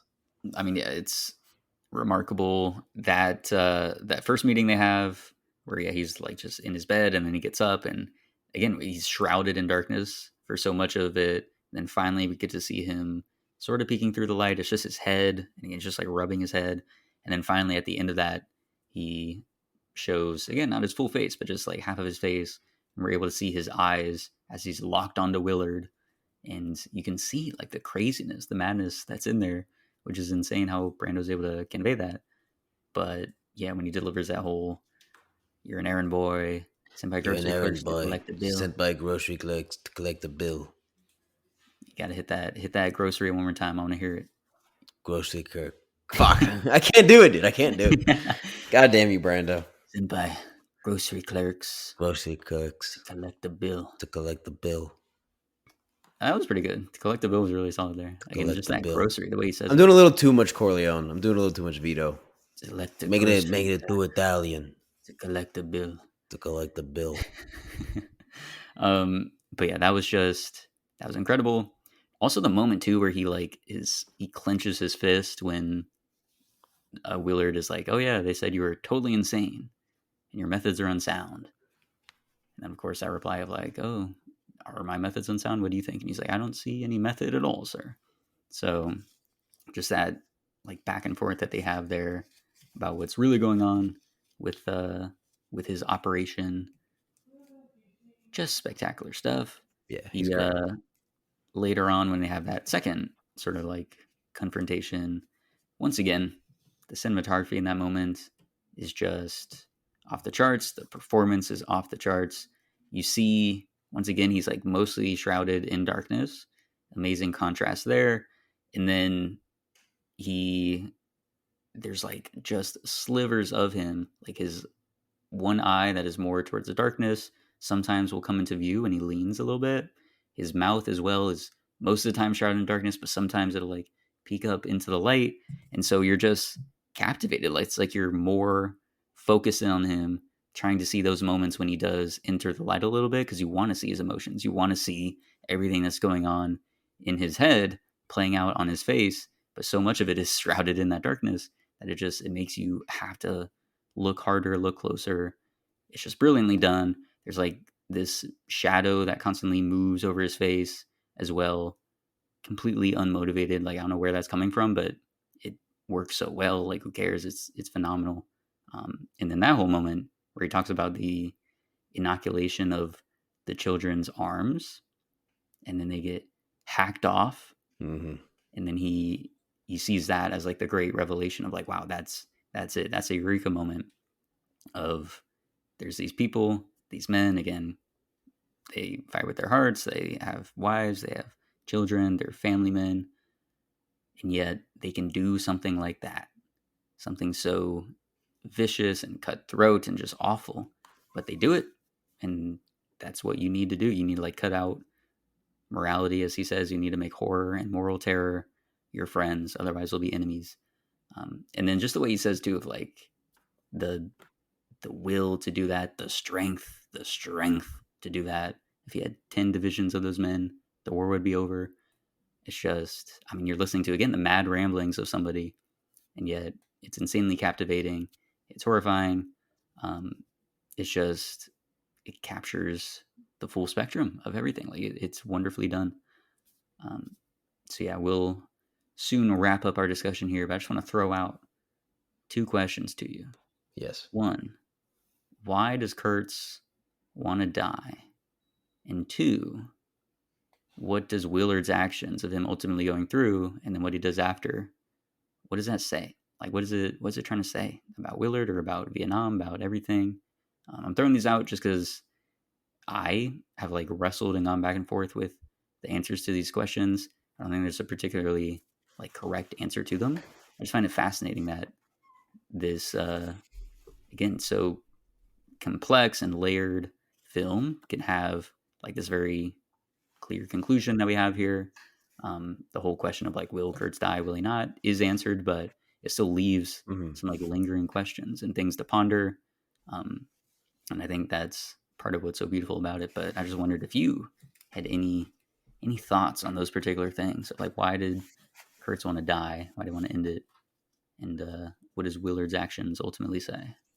I think if I had to put it into words, if this movie is a journey into self and is really Willard's journey into self, which as the movie goes on, obviously it becomes less and less a movie about the Vietnam War and more about Willard as a character as he descends into his own madness, into his own self.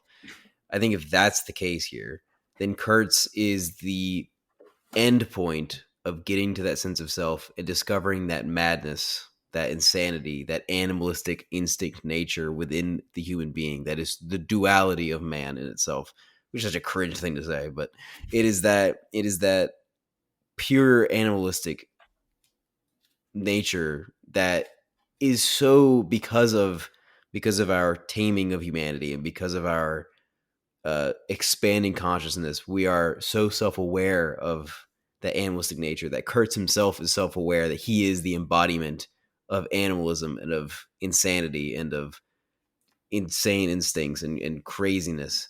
And because he's aware that he is these things, he knows that he should not exist, and he knows that everything around him is a product of that absurdity and that he himself is a product of that absurdity. He's so crazy and self-aware that he knows that the end of his story is to be slain so that like tame consciousness and like righteousness and morality can exist in the world, because he's the self-aware villain, this awareness of I am the bad of humanity, I am the animalism of it, I am the insanity that is this war, that is humans, that is men, that is people, the snail and the Hmm. razor, the edge of the razor blade. He is these things, and he knows that he must die in order for good to triumph. And so Interesting. Do you think good? Do you think it wants good to triumph? Because I remember the his message to Willard that he wrote on one of his like I guess just books or things that he writes for himself, the tape recordings that he does. mhm, But him saying like use the bomb, exterminate them all. mhm, I was like, that's fascinating. Like you can see like Dennis Hopper believes that once Kurtz dies, this whole like army slash tribe slash cult that he has around himself is gonna disappear. But yet yeah. Kurtz is saying, no, like exterminate them all, destroy them, as if perhaps there was a chance that they could go on without him or outlive him in some way and maybe carry on those ideas, but he's just not around to guide them anymore. I don't know. I just thought it was a fascinating thing to throw out there of I him think like it's wanting to yeah. destroy it all in the end. I think exterminating them all might apply to everybody, everything, everywhere. Nuclear fallout, Mm, destroying it all, exterminate it all. That's how I took it. Not just the followers of Kurtz, but everything. That humanity has gotten like this nihilistic view that humanity has hit its brink and can never come back, and it should all just be wiped out, purged. And I think he's aware of these feelings in himself, and I think he knows that he is this villain character in this universe that he's constructed for himself. That he is this nihilistic creation that wants the destruction of all. And I think he's not able to stop himself from feeling that way, from continuing these feelings and continuing these actions that convey these feelings, because he's out there with his military group continuing this war and continuing these assaults on these factions that he considers wrong, trying in his own way to exterminate them all. But he, I think, in a way, wants an outsider like Willard to come and finish him so that good can triumph, even though he's not strong enough himself to do it, because you need strength. You need to be strong. You need to be strong to do something like that. To do something horrible like murdering a man in cold blood in the way that Willard does to Kurtz. And he obviously is doing things that push Willard past wherever how far he thinks he's gone already. He kills Chef and drops his head on his lap. He cages him and starves him and then lets him go and allows him to be free and exist on the compound, a free man, not in a cage. And this gives mm, Willard the opportunity to witness Kurtz in his environment and to understand Kurtz better and to finally know that he has to kill him. And I think the actions of Willard killing Kurtz is the completion of that story of good triumphing over evil, of that journey into self, facing these ultimate darknesses that are you, that aren't like, they're not like a deformed version of you. They are just you. It is a mirror reflection. You are seeing yourself in it in the same way that Willard, even though it's like a throwaway thing, even though the same way that he smashes the mirror at the beginning of the movie, he must smash the mirror now at the end, and he must destroy that self that he sees in Kurtz, that evil foundation, so that he can come back from this journey from self a changed man. He has to complete that story. It's a very interesting. self-aware film. Yeah, which is fascinating given that, as we saw from the documentary, they didn't know where they were going for Yeah. much of this They had film. They no were idea like, how we they got to wanted to figure out end this it. ending. What's it going to mean? All this stuff. So, yeah, I just find it infinitely perplexing of how they were able to get to this point, create something that was so satisfying, that's so like mythical in nature. I mean, we mentioned earlier of like it very much takes after the Odyssey. I think even the writer said in the documentary he had done that. Kilgore being the Cyclops and the Sirens are the Playboy bunnies and all that. So I think, yeah, just the way it's able to resolve itself here with both the characters, but clearly it's trying to reach for some larger thematic point about human nature and about war and just what that does and what that means ultimately, and whether or not people are able to come back from it. Like, does it leave you in this state of clarity slash madness that Kurtz believes he has, or are you able to fully envelop yourself in it, almost welcome that stuff that Willard does, have to act on those dark impulses in order to like cut out Kurtz and everything in the way that he does, and then still choose not to exterminate. He did have that airstrike capability. He could have destroyed that compound. We see that he doesn't.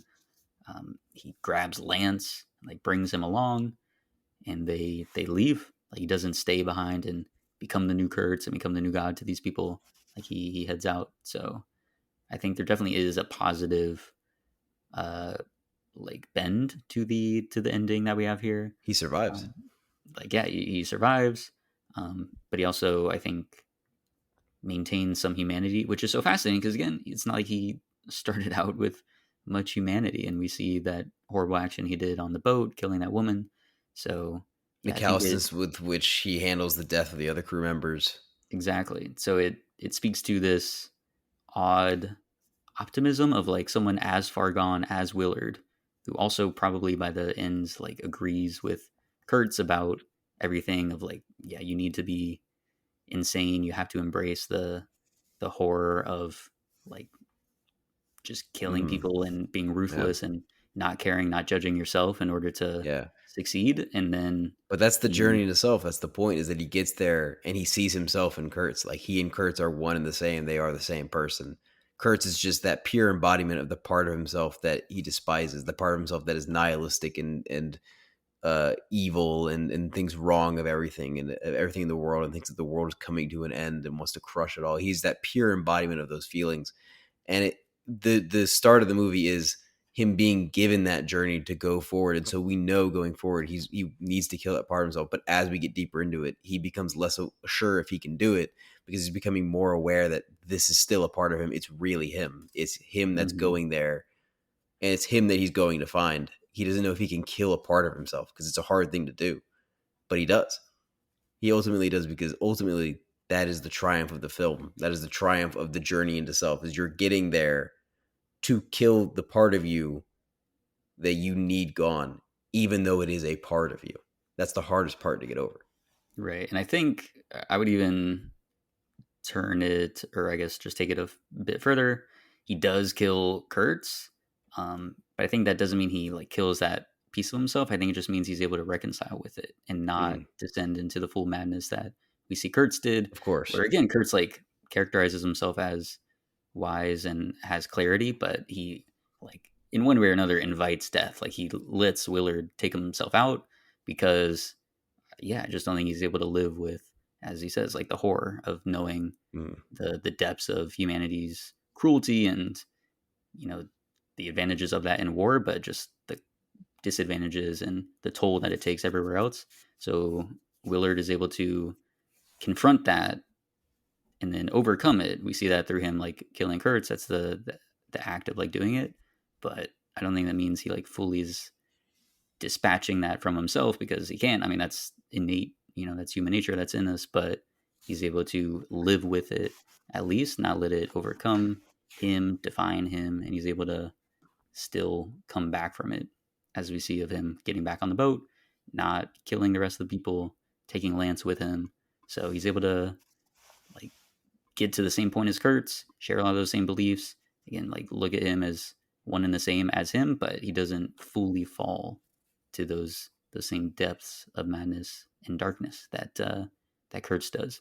yeah, So, I mean, that's just our interpretations of it, but I love that there can be so many different interpretations of it. Beautiful film, incredible stuff. Also, just got to absolutely. shout out him rising up from the pond Oh, and then dude. that lightning flash, and then you just see the The whole flames. assassination sequence is I mean, all of that's phenomenal. incredible. Yeah, it's starting with Cross-cutting that between him stabbing Brando and the and the killing of the water cow. buffalo getting killed. Yeah, it was Ah, dude, incredible. looks But just so that good. that shot. I mean, so many shots on here again could be like Hall of Fame status, but that one, the lightning flash and the little mist rising up from that pond as him decked down that like And the face paint, doors ready to blasting. kill, and the doors. Oh my god, the climax of that song as he's taking out Kurtz, and then it all ends with the horror. The Just horror. incredible, like The horror. sensational, transcendental filmmaking. It is like one of a kind. It's incredible. Any last So comments, Ryan? that's about it. I think we delved quite deeply into both of these films. Again, the two aside from Godfather Part One and Two, the two highlights of Coppola's career thus far and showcases of his dominance in cinema in the '70s. Um, so yeah, how many snails crawling along a straight razor out of five? I'm gonna give it a full 5, Ryan. Oh yes, oh yes. Oh yes. I, of course, am giving it a full five. It could be a six. It could be a seven. Again, I think this is one of Take the it all the way to all 11, time baby. greats. I think this, you know how they have the, like they send out that satellite and it has the capsule, like the golden record of all the songs that we want aliens to hear if Yeah. it ever got to them. I think this should be on the like golden Blu-ray disc that we send out to You're aliens. painting a bad light of humanity for the aliens. Oh, that's true. You're They'll making be us like, bro, crazy. these people are terrible. Oh my god, dude, they just massacre each other. True, If but only they could find peace like us. exactly. So yeah, maybe not, but as a showcase of art, if they take it in that way, then it is the best of the best, in my opinion. Indeed. That is all the time we have. If you'd like to give your thoughts on the show, you can email us at theboxofficeshowpod@gmail.com. Our main title theme for the show is Sundown by Joseph McDade. If you like the show, please give us 5 stars on whatever podcast app you're listening to, and be sure to tune in next week. We will be coming back with more Coppola. This is the month of Coppola. This is not the end. It is only relatively the beginning. We are going to keep it going next week with 80s, 90s, and 2000s Coppola. So come back for that. But in the meantime, have a great rest of your day.